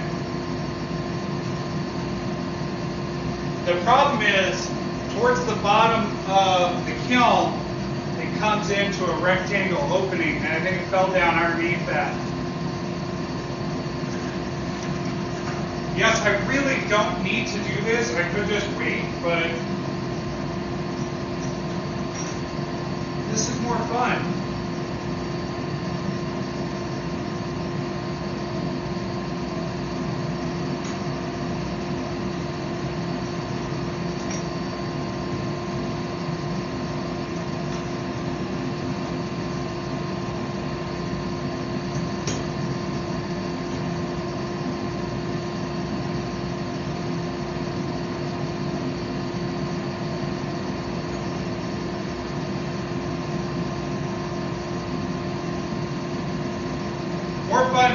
not work.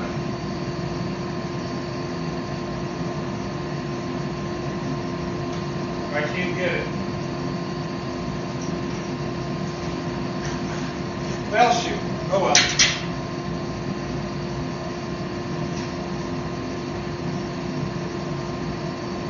It's weird because it's like the knife just disappeared. I feel like I should be able to see it.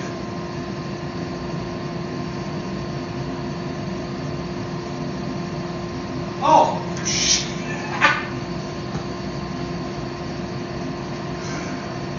Alright, I'm going to see if I can take the phone and show you guys. This is ridiculous.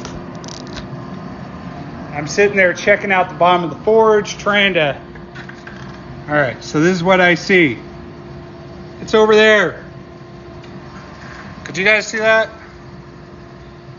Alright.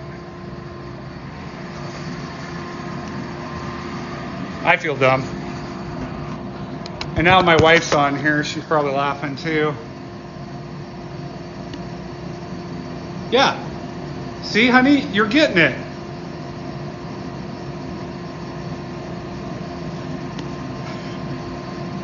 Patience is not a virtue. It's a birth defect, all right?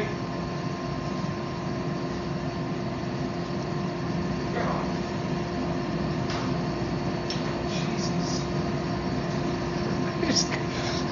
Looking down at that light, and it's touch activated. It doesn't have a button, just your finger barely touching it turns it on. Right in my face.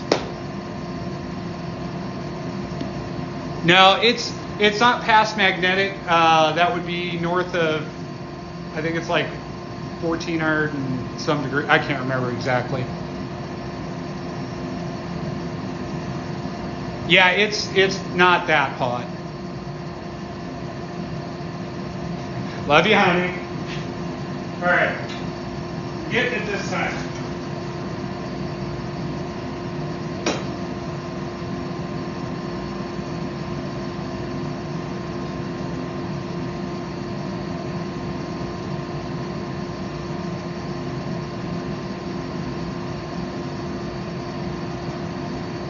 Oh, okay.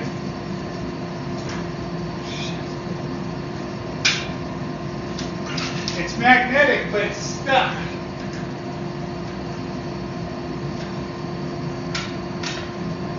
When it fell, the tip went in to some of that insulation in there, and it's stuck, so I gotta grab it with something.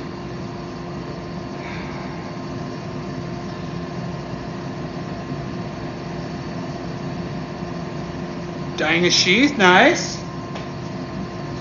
I did a sheath day before yesterday. Real quick one.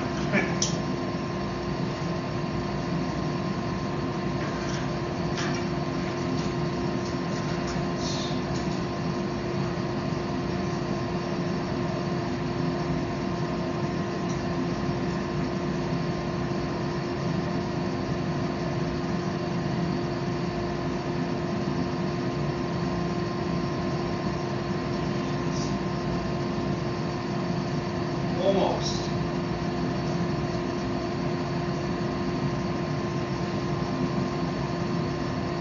Just can't get the right angle.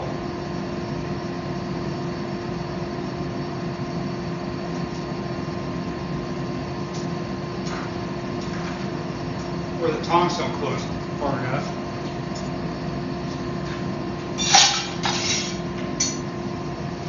Let's try these.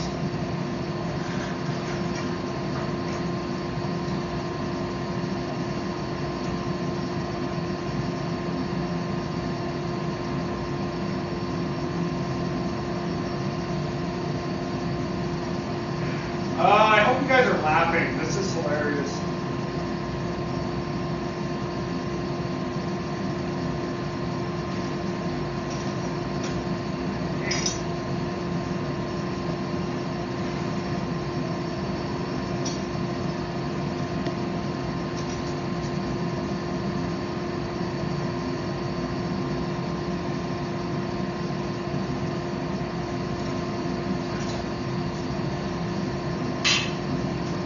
Hot glove.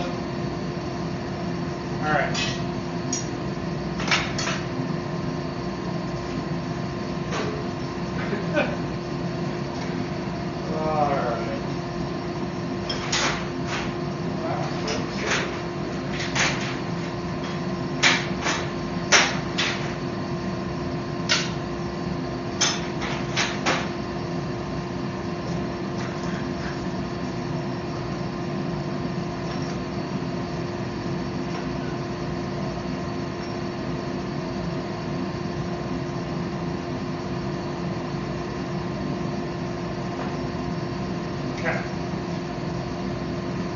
next time,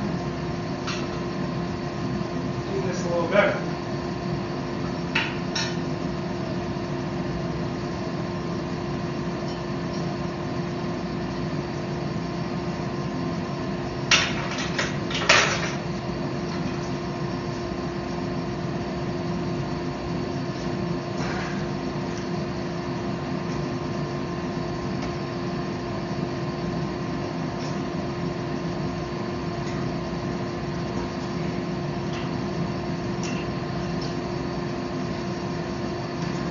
I think when I was setting it in last time, I loosened my grip.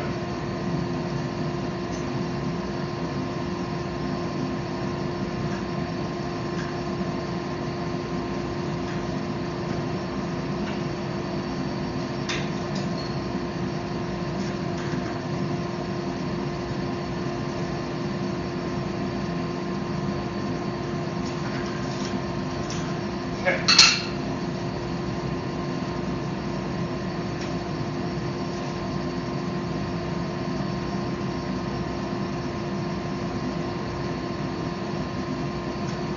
There we go. That fiasco is over. Tip was fine because the inside of that's really soft material. It's not like brick, it's softer than that. And didn't do anything to it. Okay. We should get started on this. Spot here.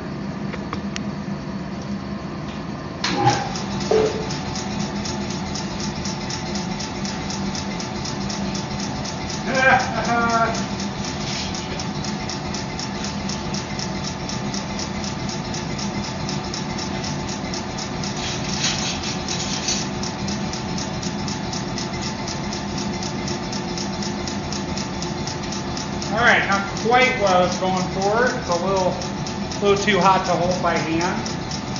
So we're going to isolate.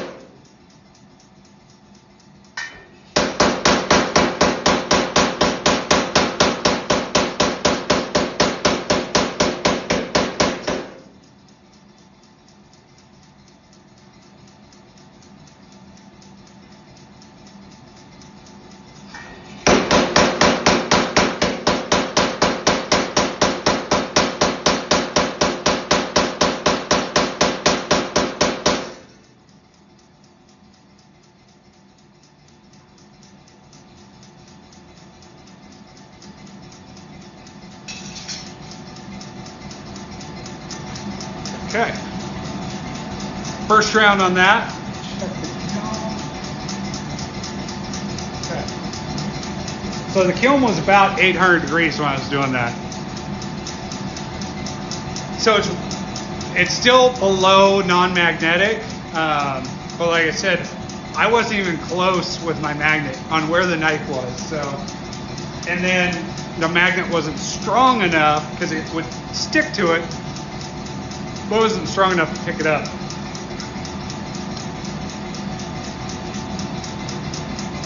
Check. Nope. All right. All right. We are at 1,500 likes. Do me a favor, hit that like button. Let's see if we can get to 3,000 likes. Helps grow the page. Also, if you can, share the live. Invite your friends in. Let's see if we can get the number up.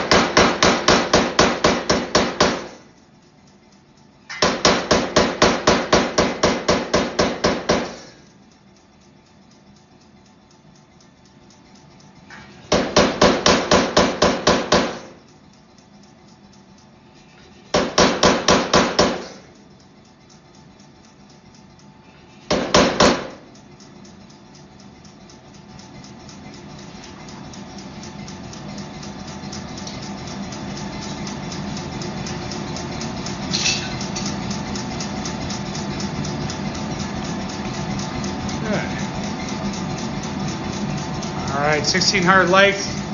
Let's go. Keep it up. I appreciate it. So, and if you guys haven't been on my lives before, my name's Brock. I'm the owner and bladesmith of Woodson Knife Co. Right now I'm forging out a chef's knife as a 1-inch bar of 1085 Japanese cutlery steel. For my bladesmiths, if you're interested in getting that, go to Pop's Knives. They run out of it really quickly. I've been trying to get more for about 8 months and finally got some a couple weeks ago. So if you see it, grab it.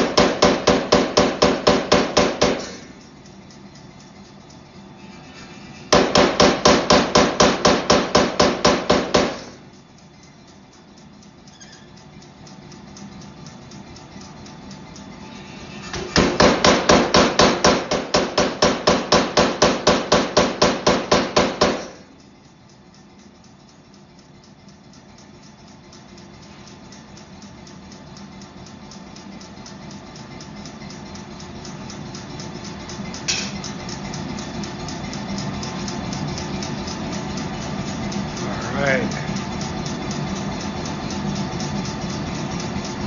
2,000 likes, nice. Keep it up. You guys are awesome.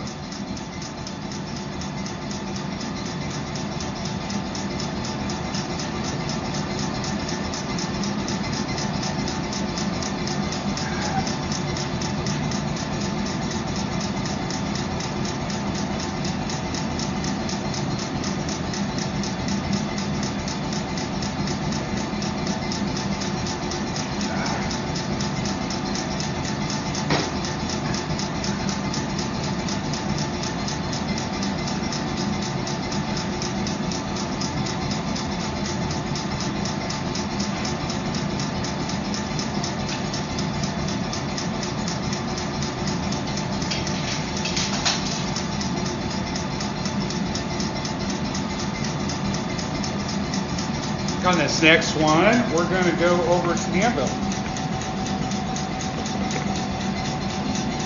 There we go.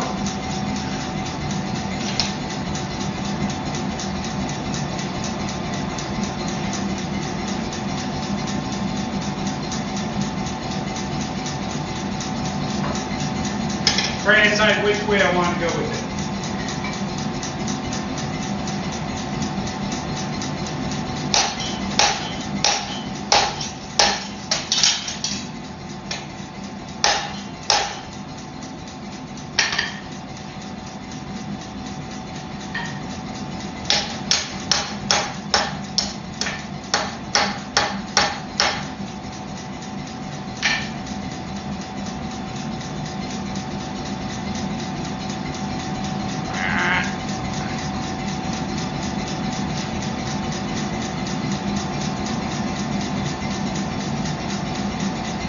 All right, next step after it gets hot again, we're going to pull that heel down. Wait, did I go the right way? No, I went the wrong way, so. Never mind. I got to go back to the anvil with it. Down here, me. Good girl.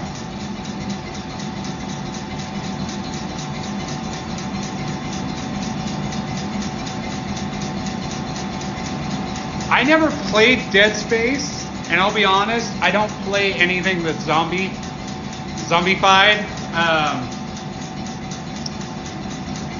And you know, veteran, it comes from my time in Iraq. I'm sure you can figure it out. Not saying there were zombies in Iraq, but there are things that look with zombies as things I saw in Iraq. I don't even play with that.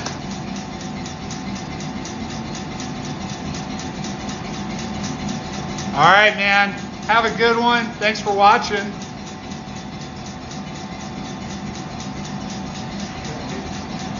All right. So I went the wrong way with the blade.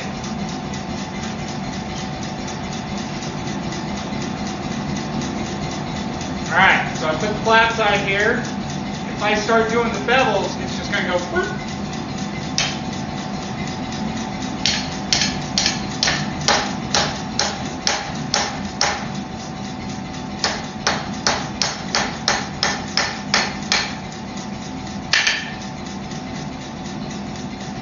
That's correct.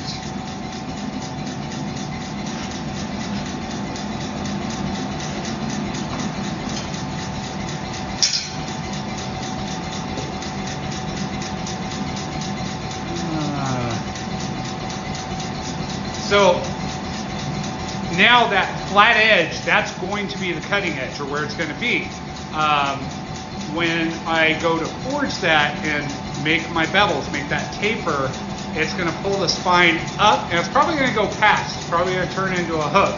I'll just have to fix it and straighten it back out. But it's going to be a lot less than if I had kept the spine straight. And it would...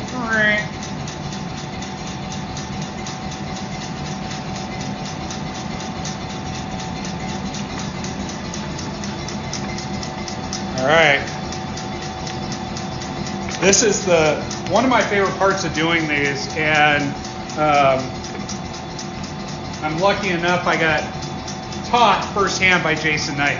And but I will say, man, that guy knows so much, and he's a great teacher. But he can throw stuff at you at 90 miles an hour, and if you're newer.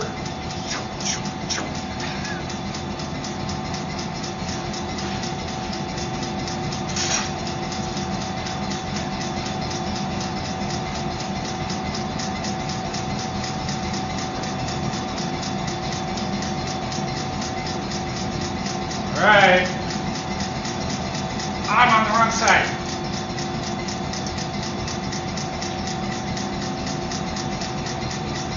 So starting right.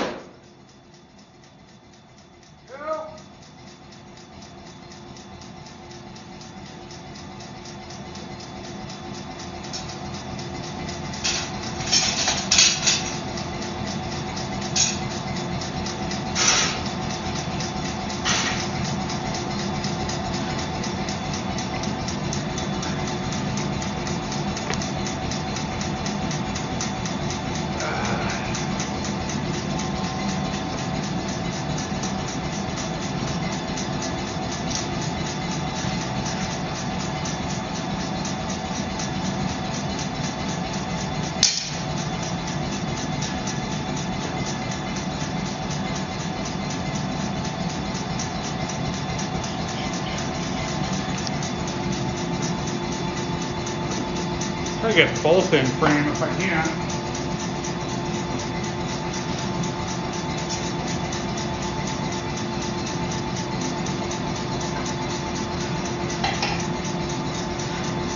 Heel up against the anvil. Fix that high spot.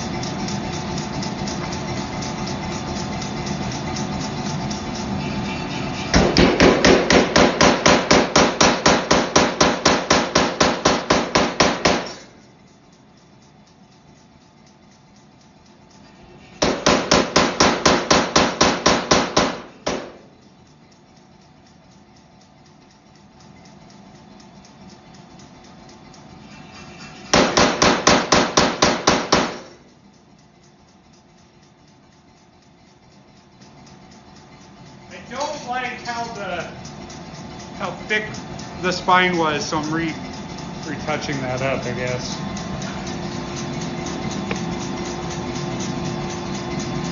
I enjoy forging blades like this, but looking at the amount of them that I've actually done, I'm relatively new at it. Let's see if I can clean this. Just a sec, let me... Hey, that's better.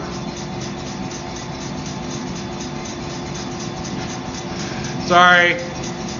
Still a little fuzzy, but I think that's because all the light.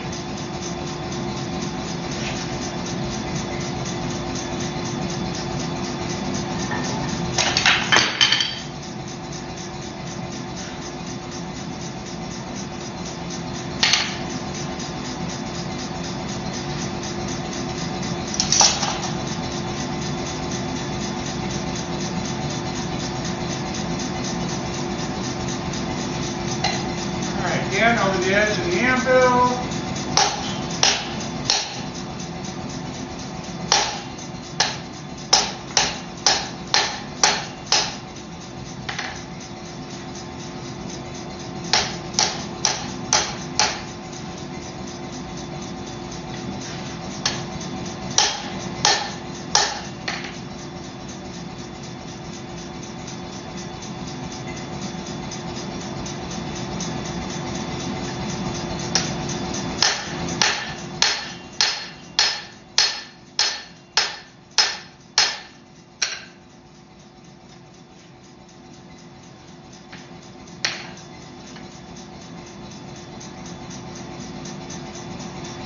Enough heat.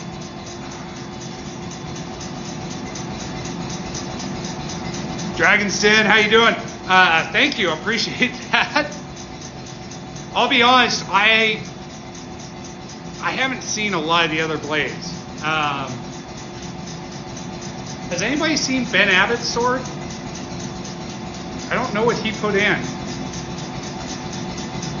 Or is he still in it? Is he one of the ones that didn't get in time? Yes, you have? Okay, cool. I mean, I guess that's not cool. It kind of sucks for us. I mean, I love that he's in the competition, but the man hasn't been beaten.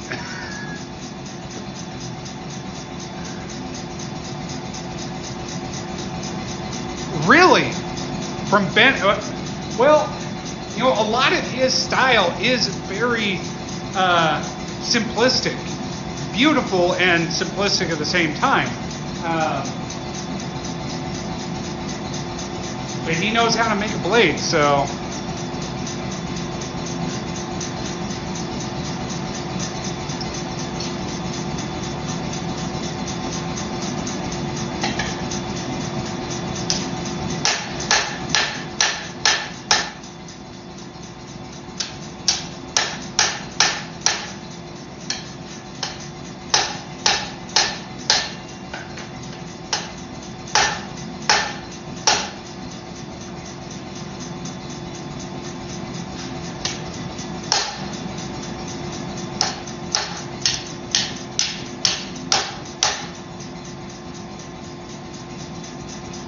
I just did it again.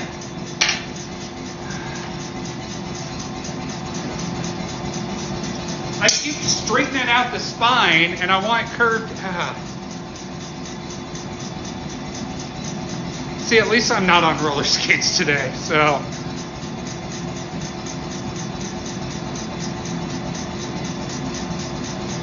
Yeah, I'll be happy if I make it to the second round, honestly. I have no idea how my sword's going to do in the competition, and you know, like I said, I'll just be happy and make it the second round. If for whatever miracle I made it to the finals, y'all are going to have to pick me up off the floor or something, because I'm not going to be able to. That's just going to throw me for a loop, but I don't think that's going to happen.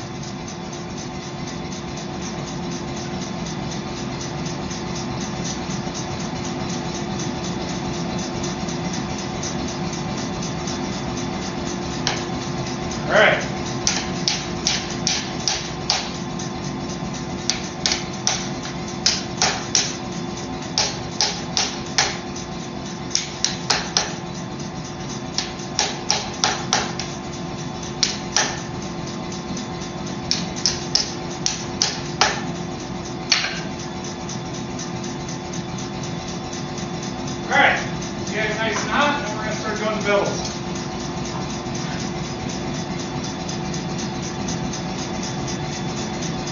Oh, yeah. I mean, what was there, like 12 or 14 Forge and Fire champions? Now, I know that doesn't always mean as much as the general public would like it to mean, but it's still a big accomplishment. And from everything I've seen from the guys that are in it, I mean, this competition's stacked.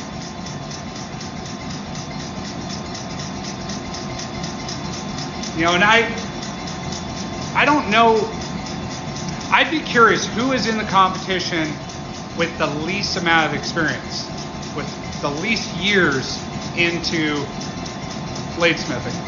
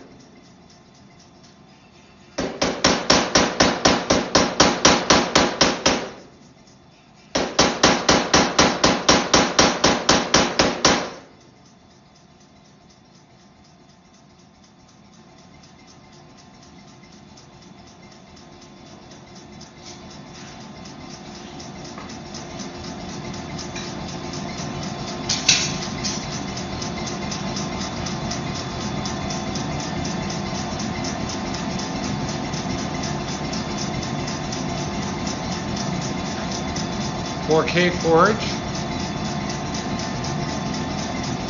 Well, 4 or 5 years. I'm wondering what 4K Forge, is that right? 4K? I don't know. I'm not always great at pronouncing words. Anyways, I'm at like 2.5 years. Like a month over 2.5. Close enough.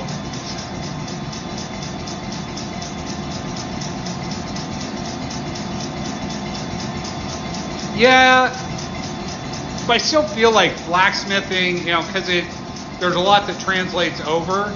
I'm curious about actually starting as a bladesmith. You know, I go off of the first time I forged and actually made a knife. Before that, and there was only a couple months before that, it was saw blade knives, and you know, just trying to figure out how to do handle materials, really what it was.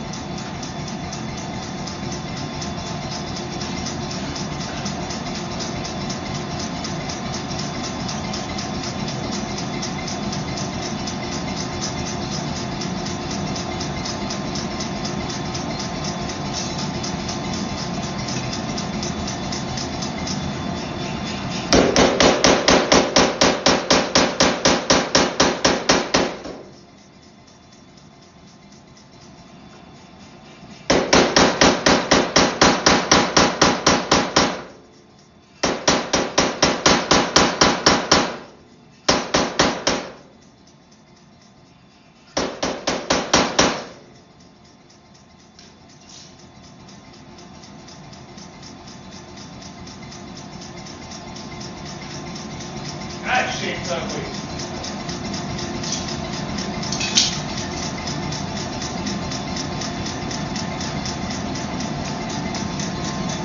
That is an ugly shape on that blade right now.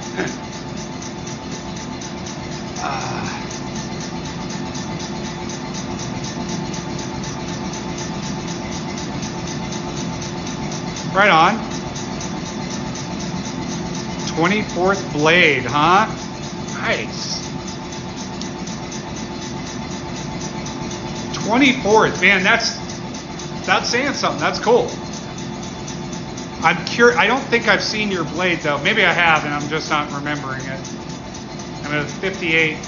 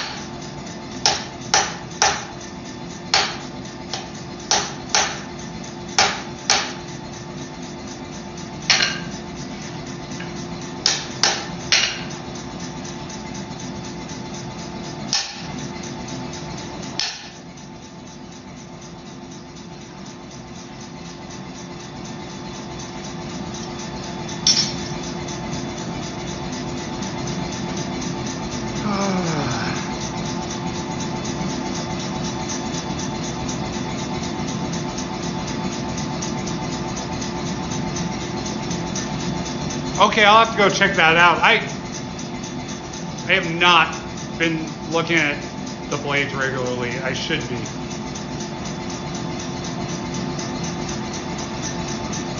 And not because I need to check out the other competition, but because I want to appreciate the other bladesmiths' work. And I'm in this competition, one, because Doc asked me to, and two, because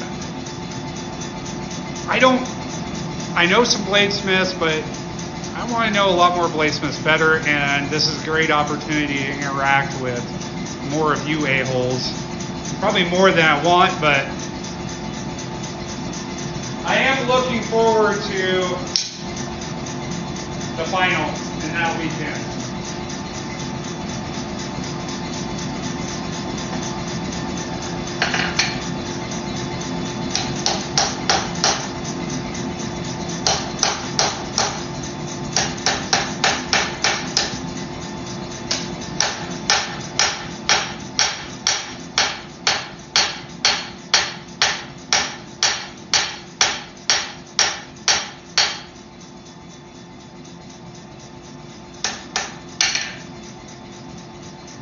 Gotta get that spine flat. Before I do that,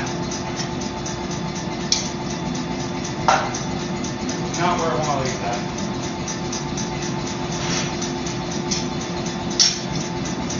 Take those blades out of the kiln.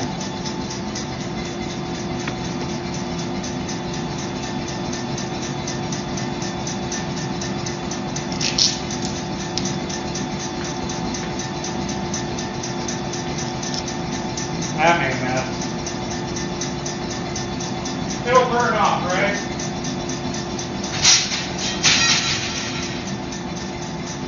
Sounds about right.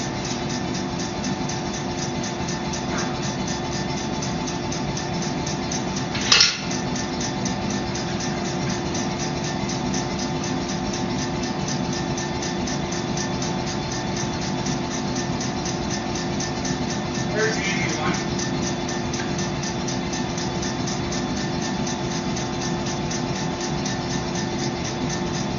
Now, looking back in retrospect, I should have closed these loops. But for whatever reason, I thought, no big deal.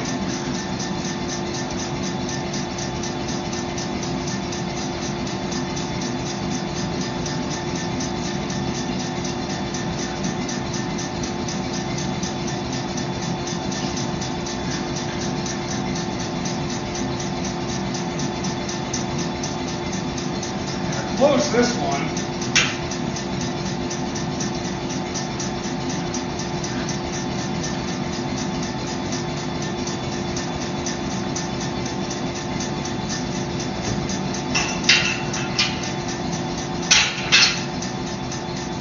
Alright. Now I'll put that knife back in because I didn't want it just sitting in there for no reason.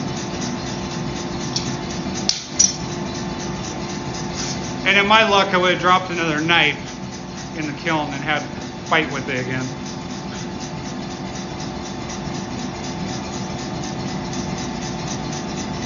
'20th blade, 24 and 20th blade. Man, that's impressive, guys. That really is, and that's something to be proud of, especially going in a competition against bladesmiths that we're going against.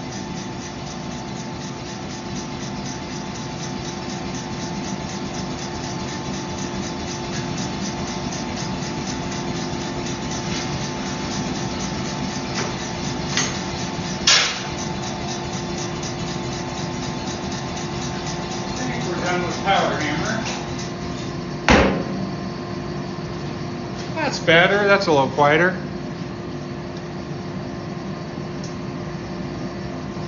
I think I'm actually gonna finish doing the normalizing and heat treating on those blades tomorrow morning.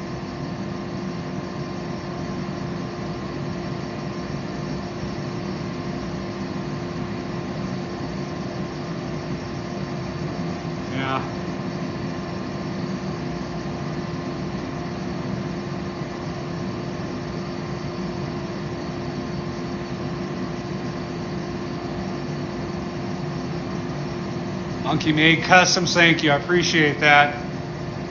I gotta go look at everybody's blades on there.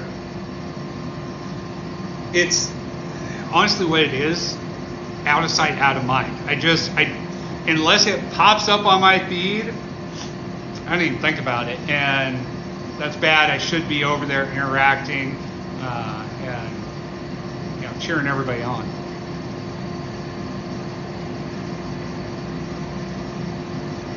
There you go. Nice, man. Yeah, and the more you do, the more you learn, and the more you learn, the better you are. I've always been what I call a deep end of the pool kind of guy, and I learn things really fast. So much so that my wife absolutely hates it, pisses her off, because there's a lot of things I'll watch a video on one time, and I'll go out and do it, and if I don't get it right the first time, by the second time it's probably either passable or correct. Not always, but I'm not trying to toot my own horn or anything. I'm just saying that that's something I have going for me, is I learn things really quickly.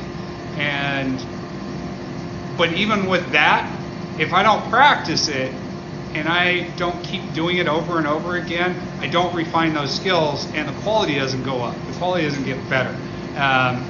Hence why I'm doing this chef's knife right here, is I want to do more and more of those integral bolster knives and really get down how to forge to shape using the power hammer and the technique I'm doing right now.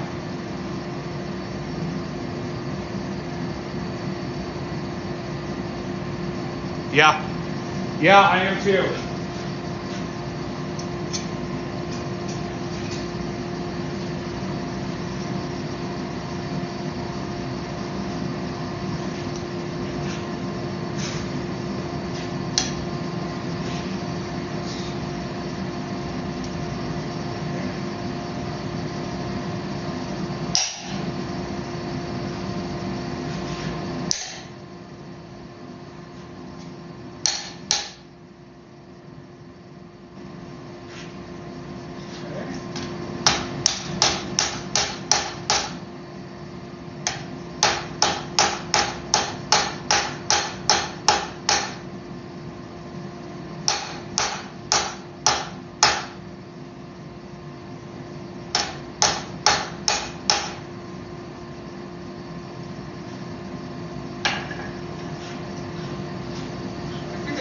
Took that. There we go. Yeah, I might do that a little bit more. I want that tip just a little bit further down. So, Dragon's Forge. I'm thinking after I get done here, I might go turn the Xbox on.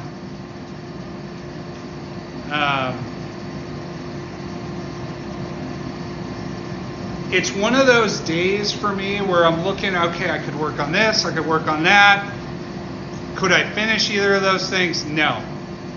And I have this thing about me, I really detest starting things I know I'm not going to finish. And I'm not talking starting a whole knife and saying, oh, I'm not going to finish that, so I'm not going to do it. I'm talking about an aspect of a knife. Like, if I know I'm not going to, get a guard at least fitted up onto a knife, I'm not going to start it until I have enough time that it's at least going to be fitted up to the tang and done right.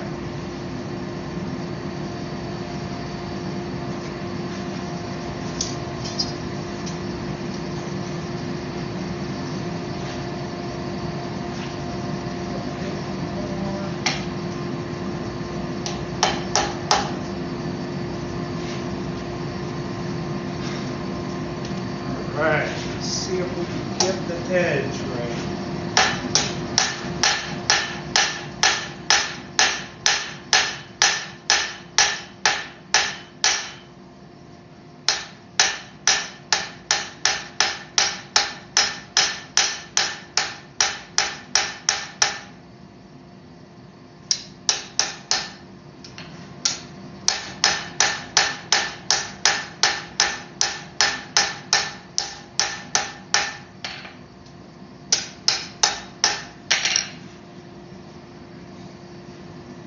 So, if you guys saw me, I'm doing this, right? What I'm doing is I'm moving that steel directionally.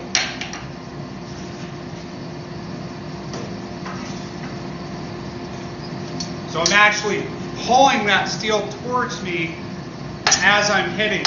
And what I'm aiming for is, here's my flat side, going like this.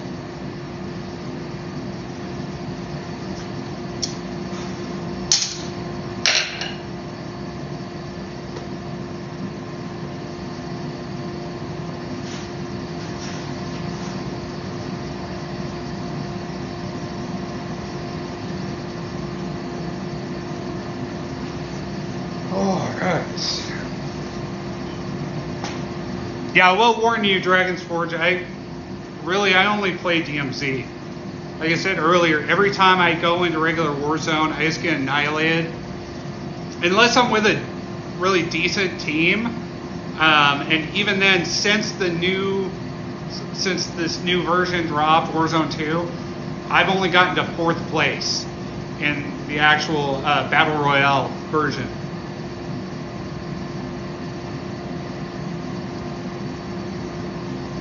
But on DMZ, it's a whole different ball game. You still get the sweaty people that come in there and all they want to do is kill everybody in the lobby. And they don't want to work together with anybody. That's always fun. I was with a really good team a few weeks ago, and we were in DMZ, and it was one of those days where you would drop in, and within a minute, another team's on you and you're dead. And I got in with a couple of guys that were really good, and we took out 4 other teams that were being really aggressive, and still hit one of the first exfils out. Well, not one of the first. We hit before the gas started moving. So within the first, 10 minutes, I think?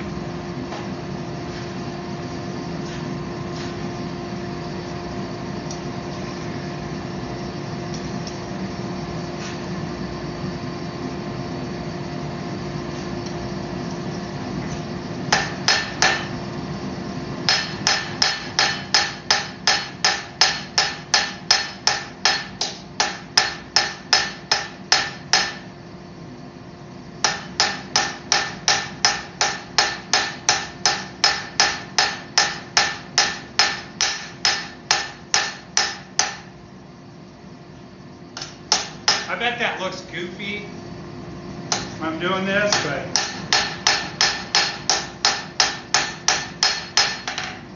it is effective.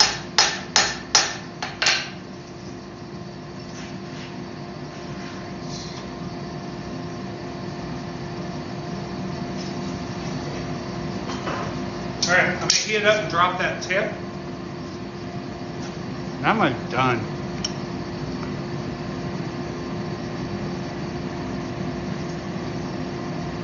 Yep. Yeah,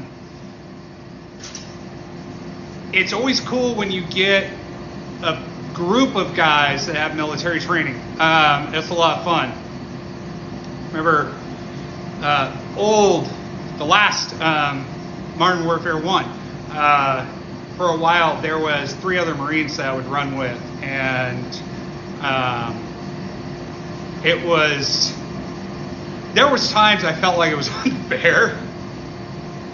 And we still got annihilated by, really good players, but there was times where, our communication was on point, our reaction to stuff was perfect, and, just dominated. Yep, sometimes it doesn't work at all.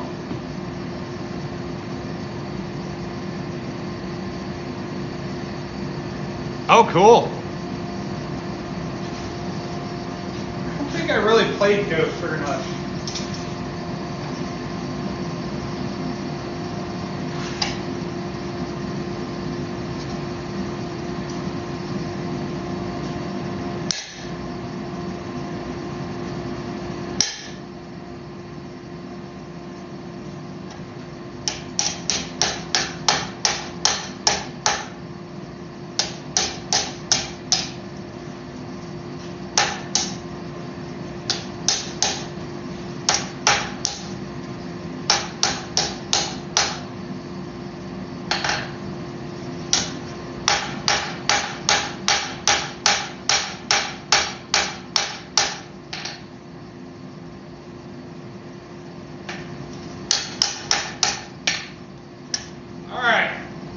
liking that shape. What do you guys think?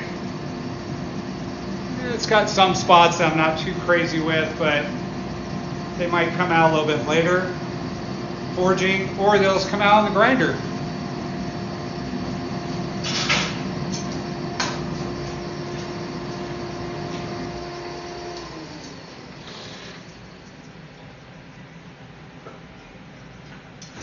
Okay.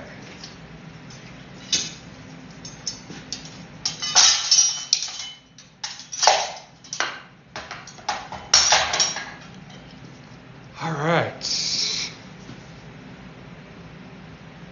Okay. Well, hey everybody. I appreciate you watching. I hope you enjoyed it. We got that big bill of death chemite done.